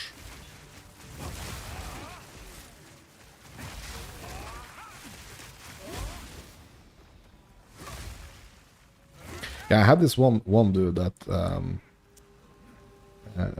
he wanted to quit playing, and like I asked him why, and he was saying like, because I've done it all. And I was like, how the heck can you have done it all? And he was like, yeah, I've done it all. I've done it all on like multiple characters. Like I've done everything. Like I've done all the content in the game. Only thing he hadn't actually done in the game was like getting to, hold on to your horses, level 3600. Because that's kind of like the cap. I mean, you are leveling up to 50, but then you start getting these champion points. And the champion points, they go all the way up to 3600. Which basically is going to take you years to accomplish. So that was the only thing he hadn't done. Like, the only thing he hadn't done was like get the 3600 champion points. But everything else. So he just decided to, yeah, basically quit because he had done it all. he had done it all. And I think that's one thing that like Path of Exile is constantly having to think about, is these people that actually wants to kind of like do it all. They want to like get every single character class to, you know, like 100. They want to, yeah, do like all the content. They really have to think about those guys. So it's going to be interesting to see like how that's going to be approached when it comes to like, okay, so a person that wants to, like during a league, wants to do like one character each freaking class. That's going to be 12 different characters in one league. So, is that even going to be possible? Is it even going to be possible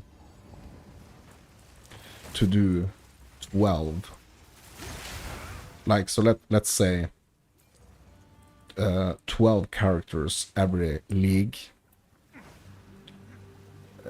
to like a certain point where they can like beat a certain type of content. Because I think there are probably a couple of those people out there that actually wants to do that, you know?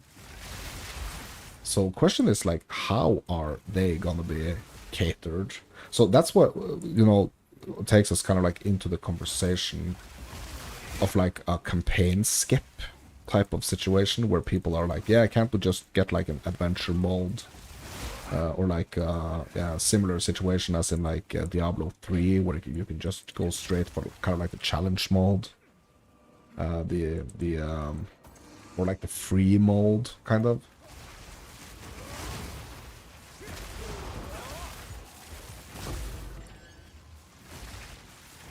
So it's going to be really, really interesting to see how this develops, actually.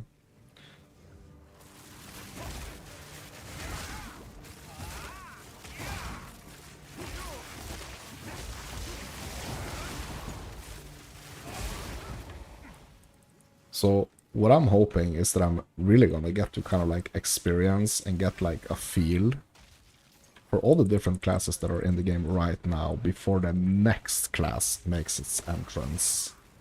Because I'm pretty sure when the druid drops, and we get like all these like shape shiftings and all this stuff, and it's gonna be like the star of the show, right?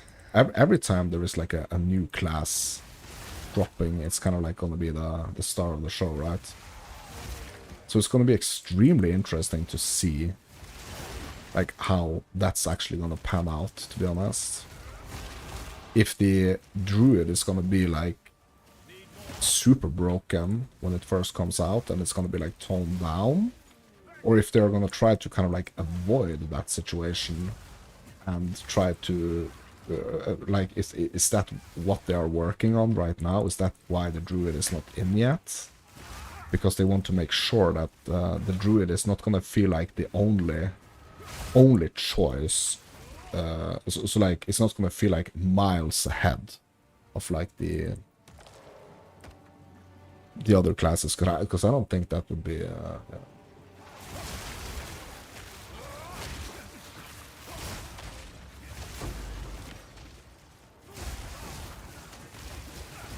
So I think that's maybe what they're actually working on. And also, it seems like the druid is going to be like one of the more like hardest classes to actually nail. And it makes me think like, okay, but why? It's probably because it's going to be so different, right? It's going to be so different. It's going to have tech and be so different from like a lot of the other classes. And that's probably why it's taking them longer.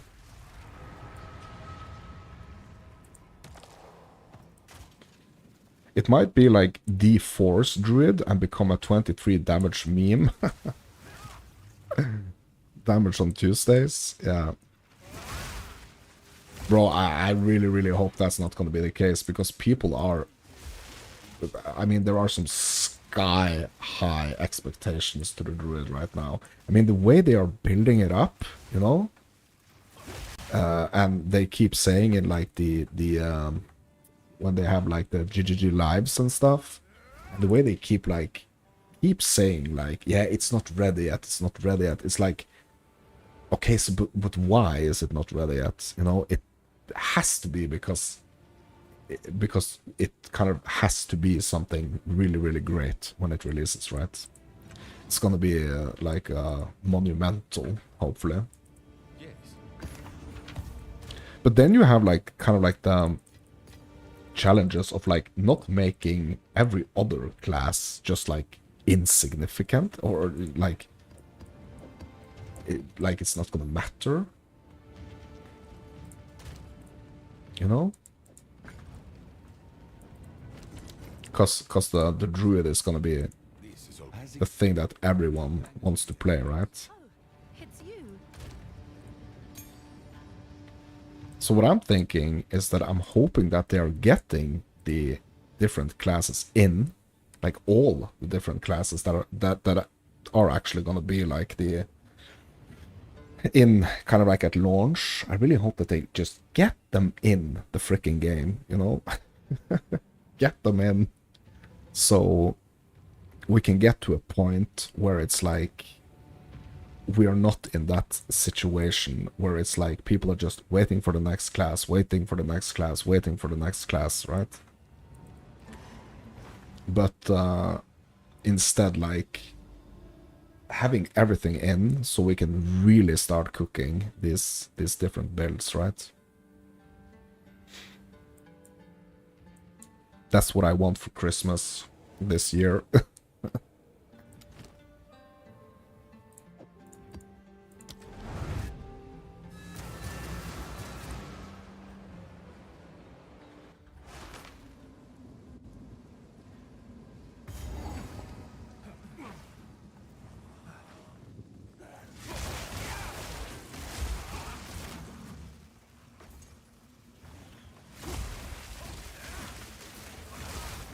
So people are speculating, my dudes. People are speculating. I think we have some, like, really strong kind of like confirmations that they really, like, they wanted the druid to be in 0.3, but it's gonna be here for 0.4. Like, that's almost kind of like a guarantee. But there are so many other cool classes also, I think. That's gonna be coming as well. So hopefully it's not gonna be like, yeah, the druid is gonna be released and everything else is just gonna be like insignificant. And that the same thing is gonna be like when the next class is released. But I mean, it's gonna be hard to foresee. Because I mean, there are people that are kind of like die hard. Yeah, I'm only playing this class. It's like, nope, I'm not playing any other class. This is the only class I'm gonna be playing, and that's just how they want to play, right? Which also puts like quite a big pressure to make sure that like all the classes feels good to play. I mean, you're gonna have your favorites, right? If they are able to get it to like a situation where like every single class is like fun in its own way, that's yeah, that would probably be the best, right? And having the different classes be so different is really what I'm really hoping that they are gonna nail that, and that they are not in too deep with the goals of having so many classes. I mean, it's gonna be in 36 different ascendancies, you know? 36. So just like straight off the bat, like base, straight off the bat, each single class is gonna have like 3 different ascendancies.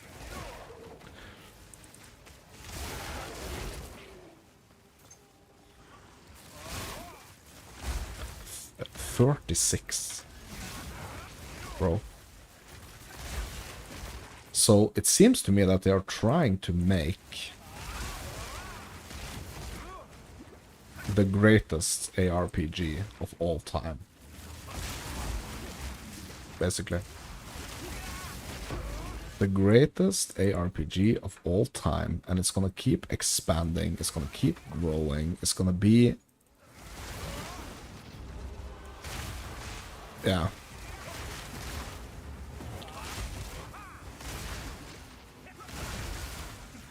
The GOAT, basically. That's kind of like what they're aiming for, right? I mean, probably like a lot of kind of like developers are... that's kind of like their goal, you know, that their game is going to be like the greatest game of all time in like a genre, you know? But like actually kind of like committing to it and doing the things that you actually need to do to make a game that's going to be considered like one of the best of all times, it requires a lot of things. And one of the important things I think it requires is listening to the community,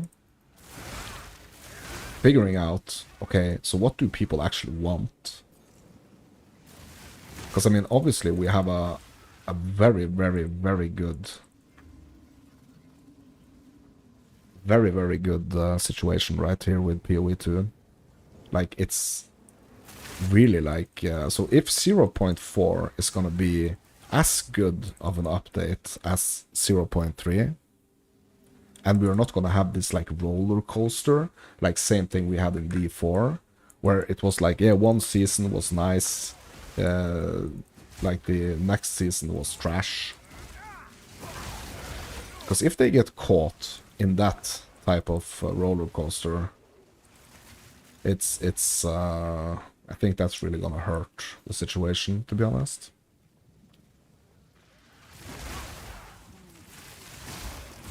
But it's tricky, you know, it's tricky to know, tricky to foresee what's gonna happen.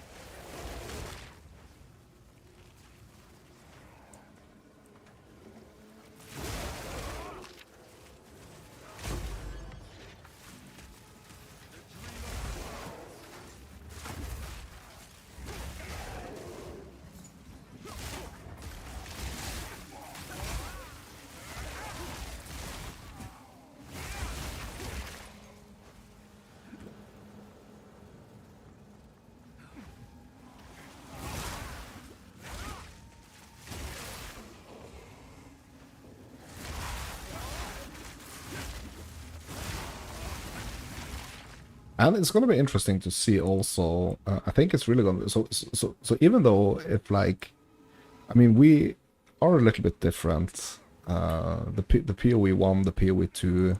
I mean, some people play both. Some people like only want to play one of the games. But it's really like paying attention and kind of like seeing what they are doing in Path of Exile 1. It's really going to be like an indicator to what's gonna happen in PoE 2 and vice versa, because the plan was that they wanted to make.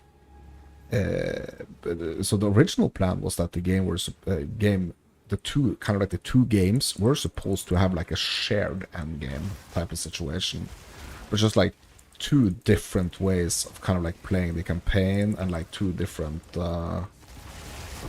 modes, you know, to do the campaign.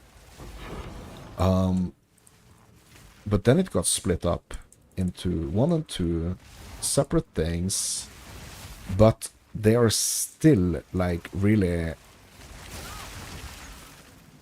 how can I put it? We are getting a lot of hints of what's gonna be happening in both games by following both the developments, like both the updates and stuff. So probably at some point in Path of Exile 2, we are going to be getting Mercenaries, right? The same way that we just got Mercenaries in Path of Exile 1.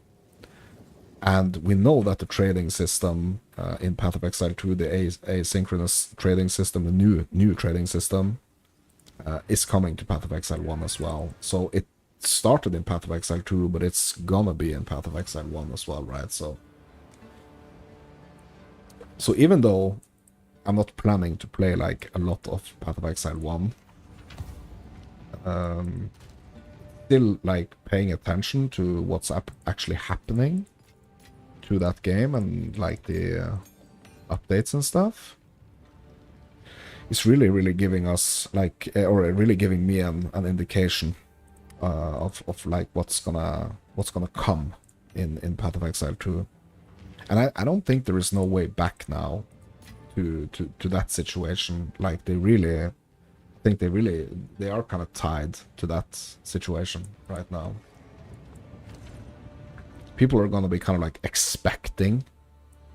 People are going to be thinking like, okay, so why is it like in the older version but not like in the newer version type situation, you know? So people are going to be expecting this to be the case, that the updates that's coming to PoE 1 is also coming to PoE 2 and vice versa. It's just some things are just more, it seems like some things are just more convenient to introduce in one and then like later introduce it to the other one.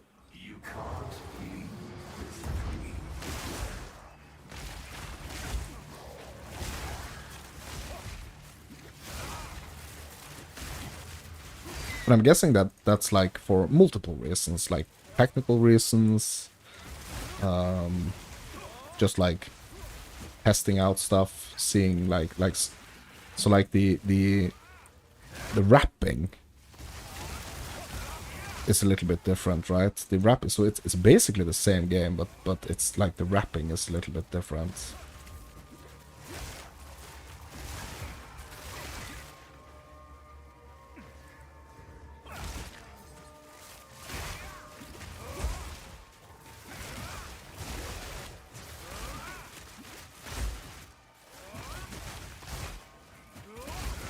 But like seeing how X thing works in like X version, and then kind of like implementing it to the other version, seems like it's kind of like a good way to do it, because then they are not like kind of like neglecting one or the other. Even though I really think that there is gonna be like a lot of Path of Exile players right now that kind of like are diehard Path of Exile 1 that are really like waiting for the asynchronous trade system, to be honest. But maybe it kind of like in the same way as like Path of Exile 2 players are waiting for certain things in Path of Exile 1, like Delve, for example, and yeah, these fan favorite mechanics.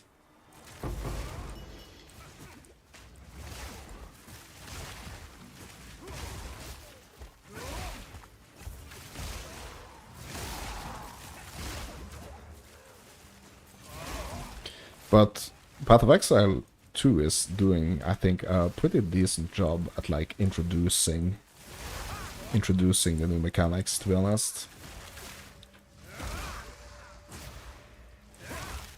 So the way we are being introduced to the Abyss and how that's gonna work is I think it's working pretty well, to be honest. So it's gonna be really interesting to see for 0.4 what the new class is gonna be, but it's also gonna be interesting to see like what the new league mechanic is. So that's something that we're just gonna have to get kind of like used to in the upcoming updates, right? Up until release, maybe like even after release, we're kind of like gonna be a little bit accustomed to like, yeah, we're gonna get a new class, and we're probably gonna get like some new league content, right? League specific content. So getting like a league mechanic and getting a new class for like the next basically 5 updates. If they are not trying to kind of like get multiple classes in faster, you know, like imagine if they like, if what they are actually, so when they are talking about the druid, they're like kind of like talking about the druid and saying that, yeah, the druid is tricky. But imagine if like the reason why it's being delayed is because they want to freaking release all the remaining classes in the next patch. Imagine if that's the case. Oh, that's gonna be freaking overload. That's gonna be such an overload.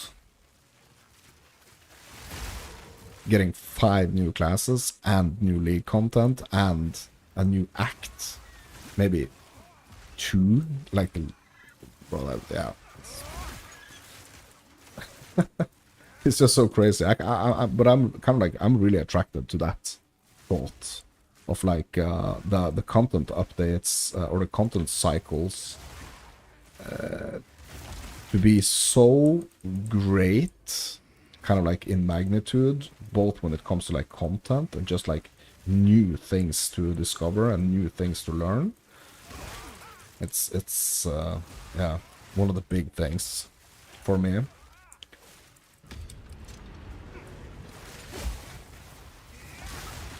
But I think before we're gonna start, because I know a lot of like, especially like Path of Exile 1 players that are also playing Path of Exile 2, they want to kind of like get to the new mechanics. Like they want new mechanics because it was so like they have so many like fond memories of like Path of Exile 1, of like the the new mechanics being added, like that was the biggest thing. That was like the situation. It was like, okay, so we're super excited for like the next, like what's the next big thing, next exciting thing gonna be, right? And the next exciting thing for the longest time for Path of Exile 1 was the leagues, right? The different leagues, different mechanics added into the base game. So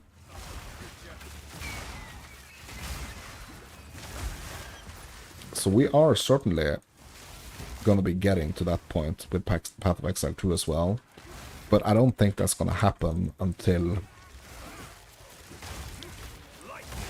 we have all the classes in, we have all the acts in, and then it's gonna be like the new stuff from then on. But the question is just like, how fast are they gonna be able to get, like, how fast are we gonna like how fast are we gonna get to that point, basically? Oh my god, no. Yeah, I shouldn't have picked this map, bros. Yeah, I shouldn't have done it. Yeah, okay. Yeah, this is on me. This is my bad. I shouldn't have done it.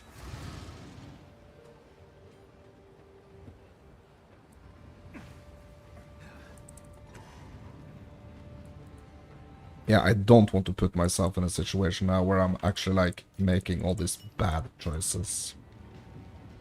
Okay, don't make the freaking bad choice. Just do the right thing.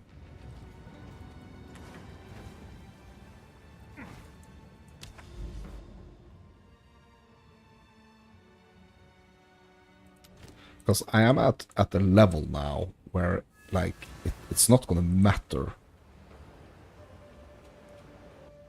a whole lot if I'm doing, like, these super modded maps versus, like, just normals or... yeah. Or, like, single modded blues.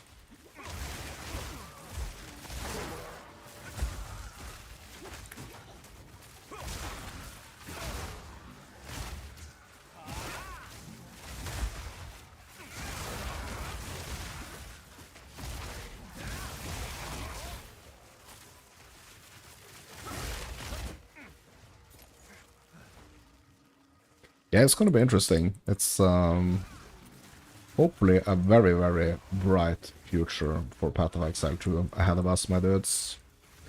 I hope. I really, really hope.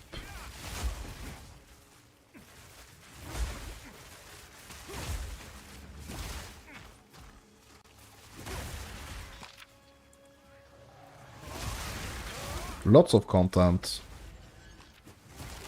Lots of ultra noobing to be going on, and lots of things to explore. Because that's like the one of the, you know, great things about having a game that's in the state, kind of, that this game is in right now. Because that's kind of like how it has been with Path of Exile 1. It's kind of like how it has made kind of like the players feel. So it's very similar to what people are kind of like used to already. Kind of like the amount of excitement and the amount of, like, oh my god, bro. Bro, what the heck is wrong with this map?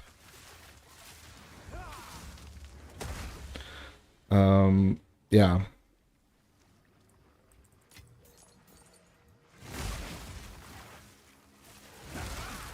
Yeah, hopefully.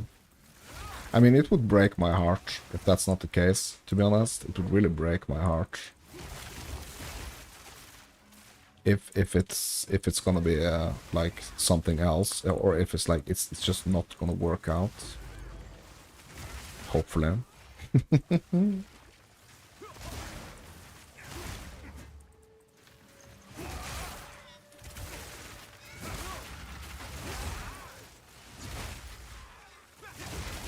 But there are like really like there was like a hint of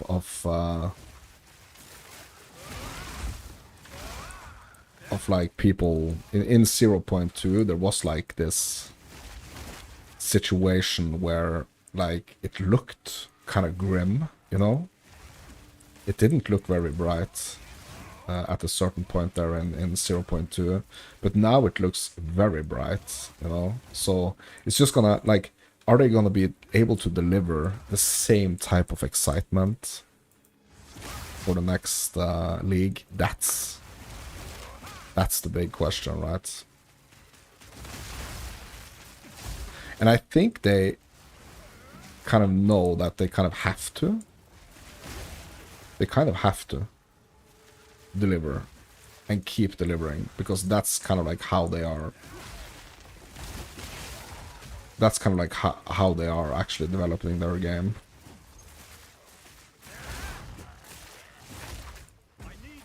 Like, get it to a point where it's great and keep making it greater, basically.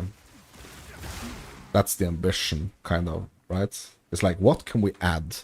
Yes, we got something, it's really great, but what can we add to make it, like, even better?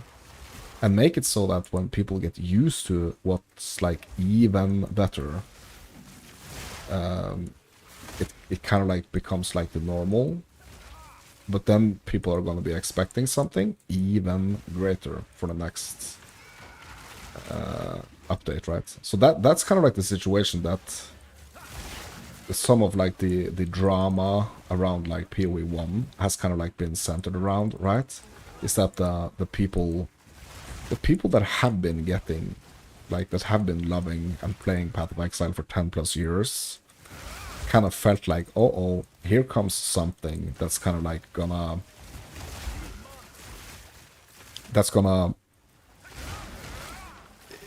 drag the focus away from like making the things that they love about the game.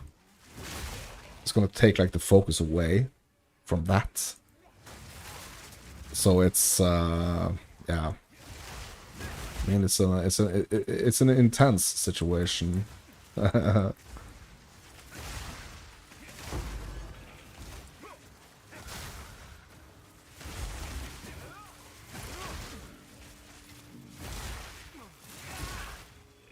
And especially since a lot of people are so like die hard, kind of like one or the other. This situation is gonna be there, and it's only gonna get kind of like worse if we now have like two different crowds that are like feeling that, oh my god, yeah, but they're only focusing on the other side, you know? So it's even harder. It's crazy to think about, like, they made it like even harder for themselves because they actually have to deliver on two things now, not only one, you know? But it is kind of the same thing. So that's if you're gonna try to explain excuse me. If you're gonna try to explain this situation to someone that has like not even like heard of Path of Exile, it's yeah, that's kind of like how you have to try to explain it, right? It's two sides of the same thing, but at the same time it isn't, because there are so defined people that are like so much in favor for like one in front of the other or instead of the other.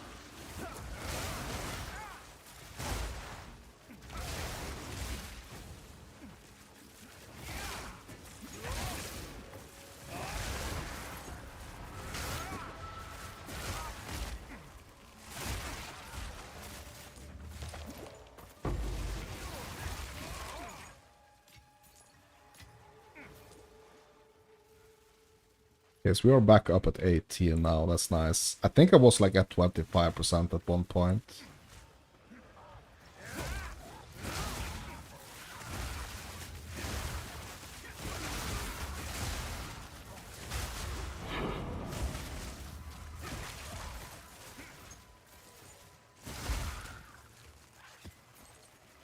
Now I just want these citadels, my dudes. That's what I'm working on. I'm working on the citadels. I'm focusing. I'm working on the citadels. I'm pushing out to the citadels.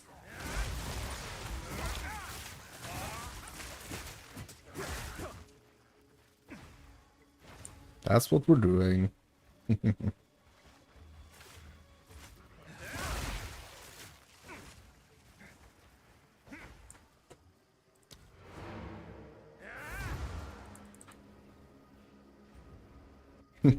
Yeah.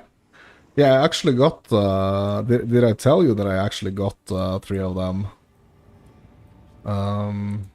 Yeah, I was doing the Arbiter, like, I didn't want to do it on stream, because I was so afraid that I was gonna make a total fool out of myself, but I'm probably gonna make a total fool of myself next time I'm gonna try to fight the Arbiter as well. So, don't you worry, you didn't miss the foolery. It's probably gonna... It's probably gonna, yeah, be the same next time.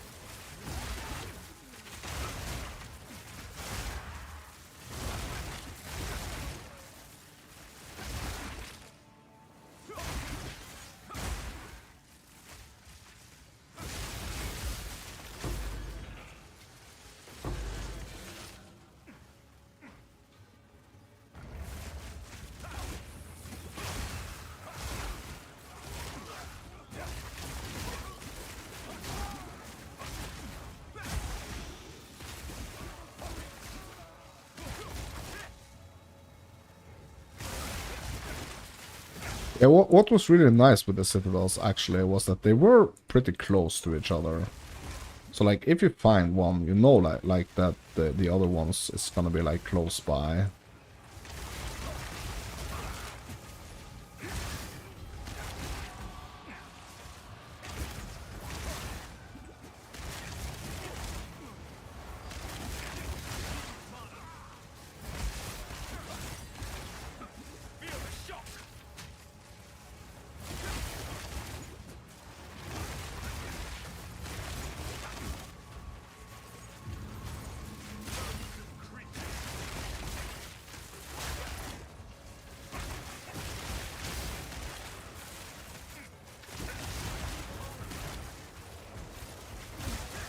Oh, don't want to go to that part then.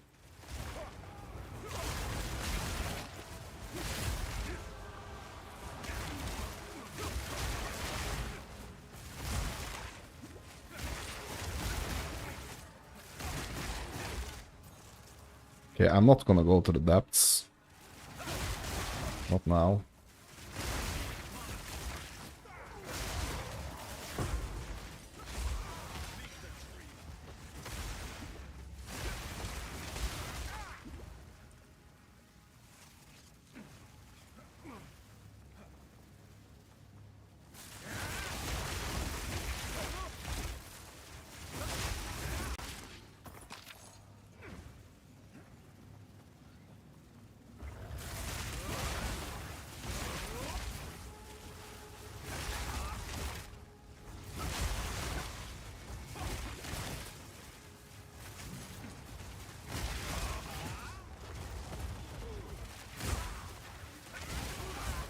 It is a bit kind of like a little bit weird to think about that. Um, getting all those nodes, like all those evasion and energy shield nodes, like they were, I pretty much like just by getting one upgrade to my boots, it's kind of like balanced out and like even better.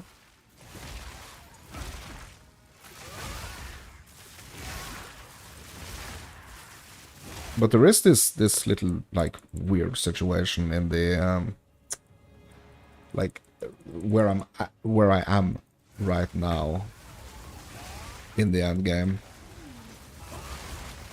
because it's so kind of like so minor, and it's like the changes that can be done kind of like minor, but it's still so important to kind of like really find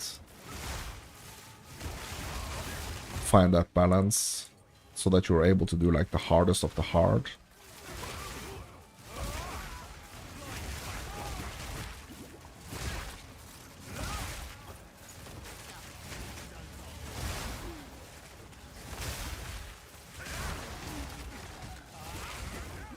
Yeah, you're on this side quest grind. Yeah, so how many did you get done now? So you said you had to do like 100, right?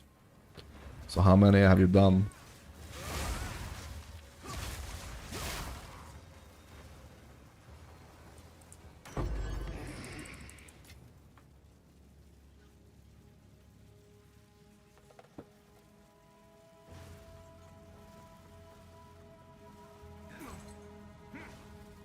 Two? Yeah.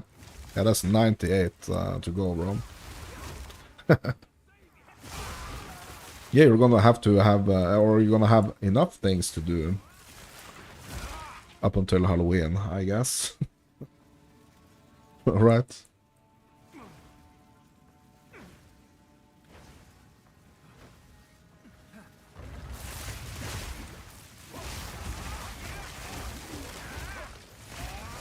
But do you have to do like every single... I mean, you have to do like... Do you have to do the campaign all over again when you start a new character, or is there any form of like a campaign skip?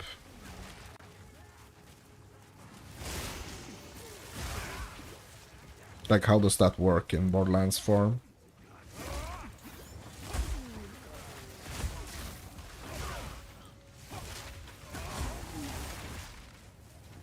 Yeah, you can skip it on alts, yeah.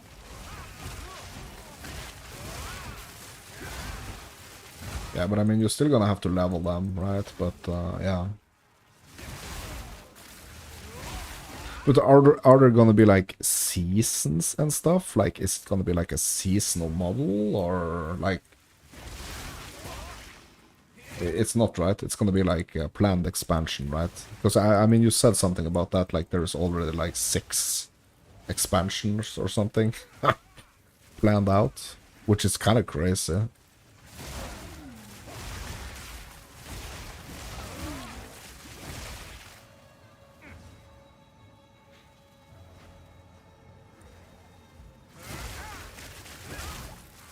Yeah, so your old characters gets boosted to level 30.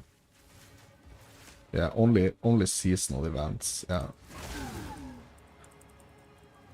But are there any other games that's like considered looter shooters, or is like Borderlands the one?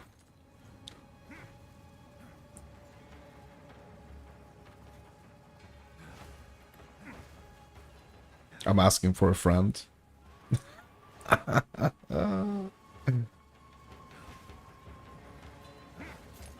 Destiny? Yeah. Yeah, I guess Destiny, yeah. But Destiny is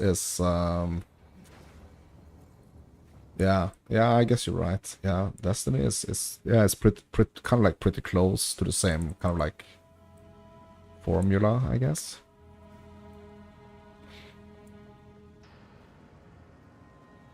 Extra chaos damage. Okay. We have some chaos stress. Some chaos stress.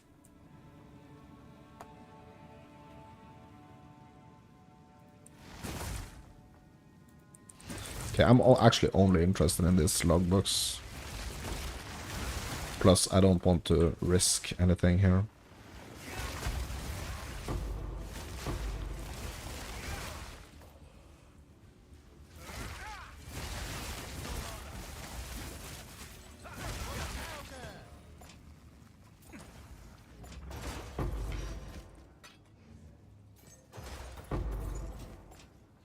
Wasn't the greatest, but it was something.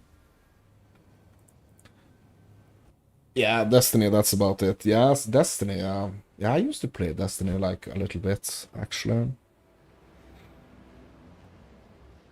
Yeah, what was the thing with Destiny? I mean, Destiny was, it had like a bunch of drama surrounding it, didn't it? Just can't remember what that situation was, actually.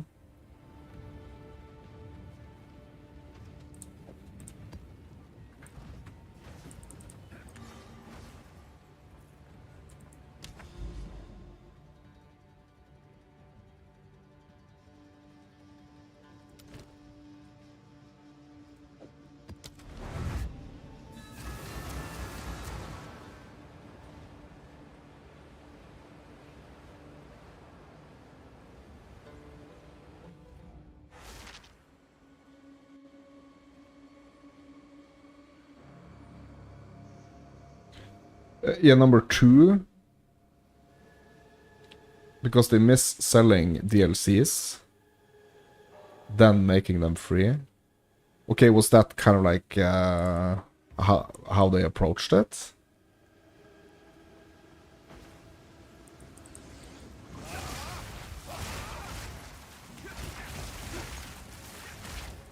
Yeah, so they're basically getting greedy, basically, right?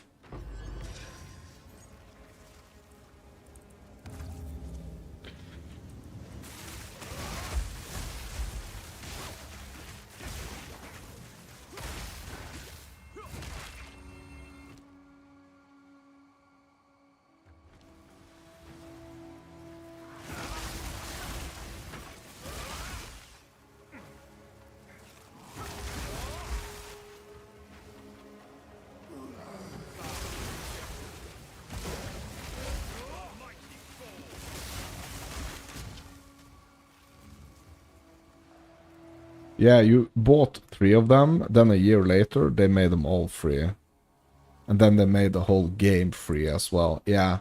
Yeah, I mean, that does something, right? To the people that have actually paid for it, right?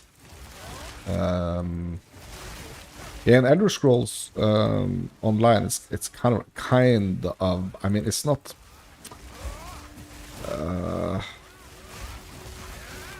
It's not the exact same thing, but it's like a kind of a similar thing, right? That they used to do, at least. I don't know what they're doing. Like, it's been so long since I got like any updates, basically, from ESO. But what they used to do there is that you would buy like an expansion type of thing. But if you bought like the latest expansion, it would actually give you like all the earlier expansions as well. So that means that if you kind of like waited for a couple of expansions, you would get like 3 for the same price as basically like 1, you know? Like really appealing to kind of like the FOMO of people playing the game, where it's like, if you want to be one of the first people that are actually playing this, you're gonna have to pay like full price.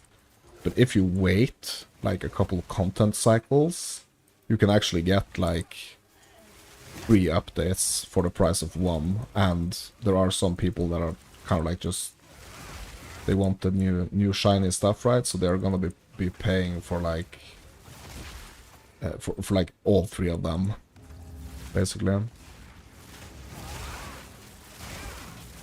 ESO is an MMO though, yeah.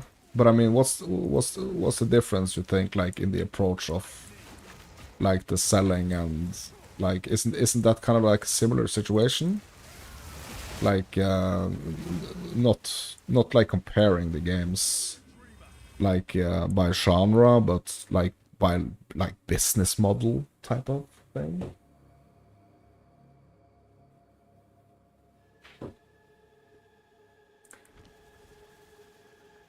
I mean, it's all about pulling you in, right? Pulling you in and getting you kind of like semi-addicted. And then it's like, yeah, but we have this thing right here. It's gonna be super strong. If you get this, you're gonna be stronger than the people that don't get it. Almost like, kind of like a pay-to-win, but not exactly. Bungie and Bethesda are greedy.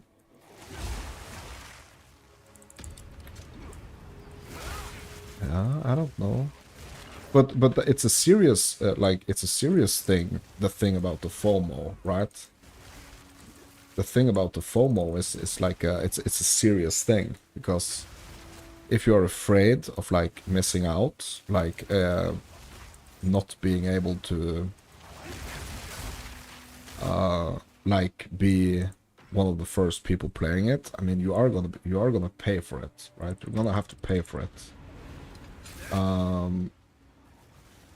But in reality, it's like, if you wait a couple of content cycles, it's like the content that was released like 2 cycles ago is probably gonna be more optimized. It's probably gonna be better.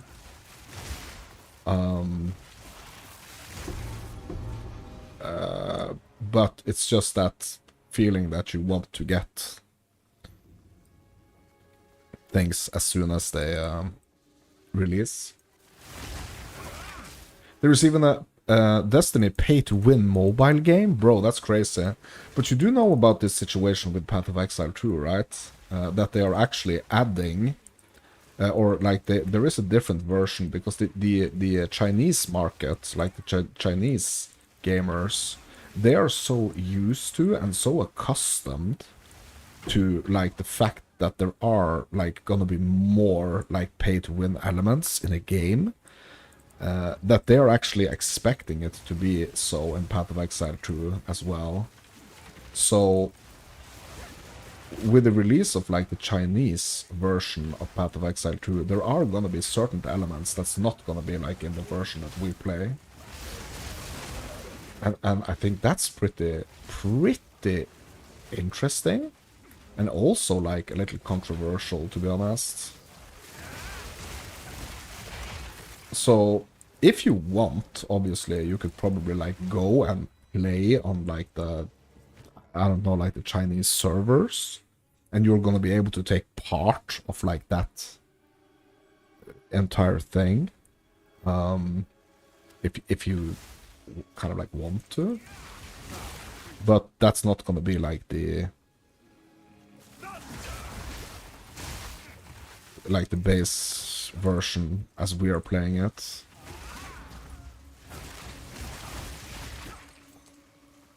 But that's crazy. A Destiny mobile game that's pay to win. It's insane. But I mean, it is a business, right? It is a business.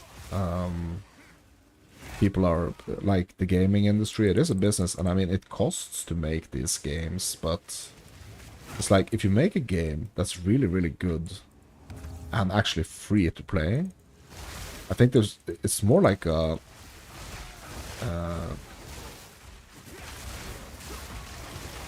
it's kind of like a totally different approach, right? It's a really unique approach, to be honest, actually. A really unique approach that Path of Exile is actually doing. Like, so if you want to spend money, like, or like in the version that we are playing, if you want to spend money to get some like advantages, or like some like pay to win elements,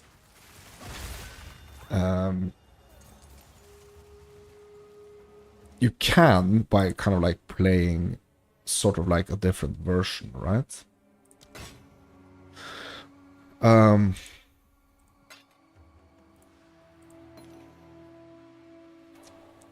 But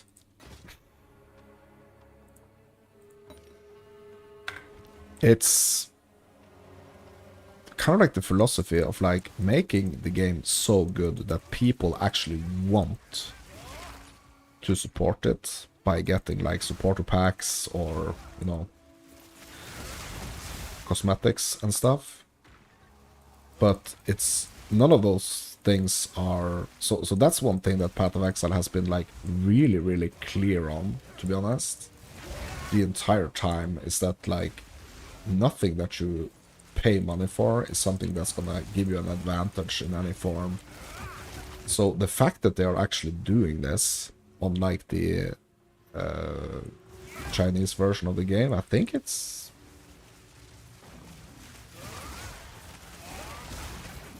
yeah, I mean, it's something, you know. Yeah, pay for the convenience or pay for power. Yeah, that's the two different things. Yeah, right. So the way that we can pay for kind of like convenience in the version we are playing is with the stash tabs, right? Basically, the stash tabs. Bro, what the heck is this? There is an abyss and a boss, and everything crashes. Yeah. Yeah, but those are two totally different things, right? Convenience and power. Yeah, that's not the same. In my opinion, that's not the same. So like if you want to have I mean, it could be kind of like to some degree it could kind of like be like a discussion, actually, because it's like, is there an advantage of having way more merchants tabs than another person? Because in that way you can earn, like you can play the game more effectively, because you can sell like more amount of items. But if you think about it, it's like that's kind of like not the case, because you're still gonna have to get those certain items, right? You're still gonna have to get all those white heavy belts and sell them for 20 exalts, right? You're still gonna have to get all those items. And it's not the amount of stash tabs that's gonna like dictate how many of those you can sell. It's the amount of those, how many of those belts are actually dropping.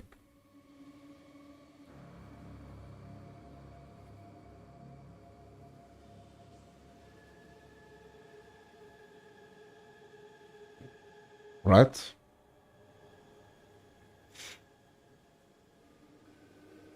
And having your like currency stash tabs and your like different stash tabs for other things, not merchant, but like yeah, different types of like materials and stuff like that. Like, is that really that big of a difference when it comes to like your effectiveness?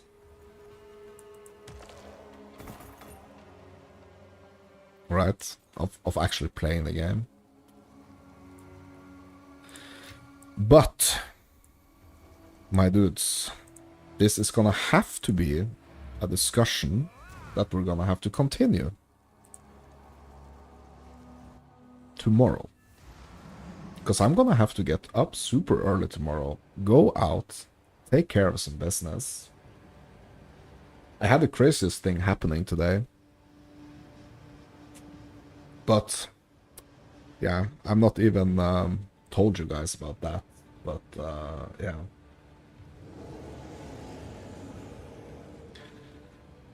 I guess I'm gonna have to tell you that thing tomorrow. Yeah, something interesting happened today. But I'm gonna have to call it for this stream, my dudes. This is gonna be it. And yeah, I mean, a lot of things to Ooh, look at these ones. Exceptional. Okay, maybe these we are keeping actually.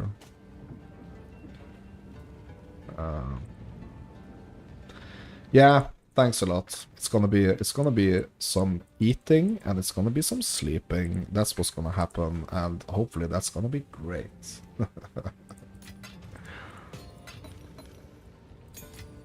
And best of luck in Borderlands 4, Alex, and hopefully I will catch you tomorrow.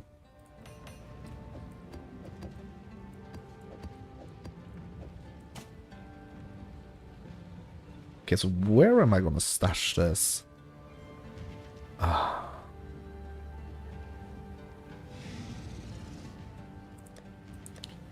Maybe I should make like...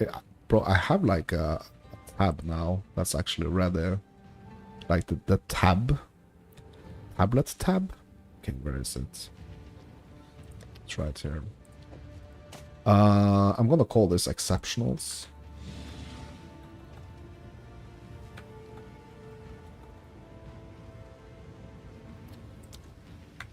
And that's gonna be it, my dudes. Have a good night, everyone. Or a good day if you're watching this at daytime.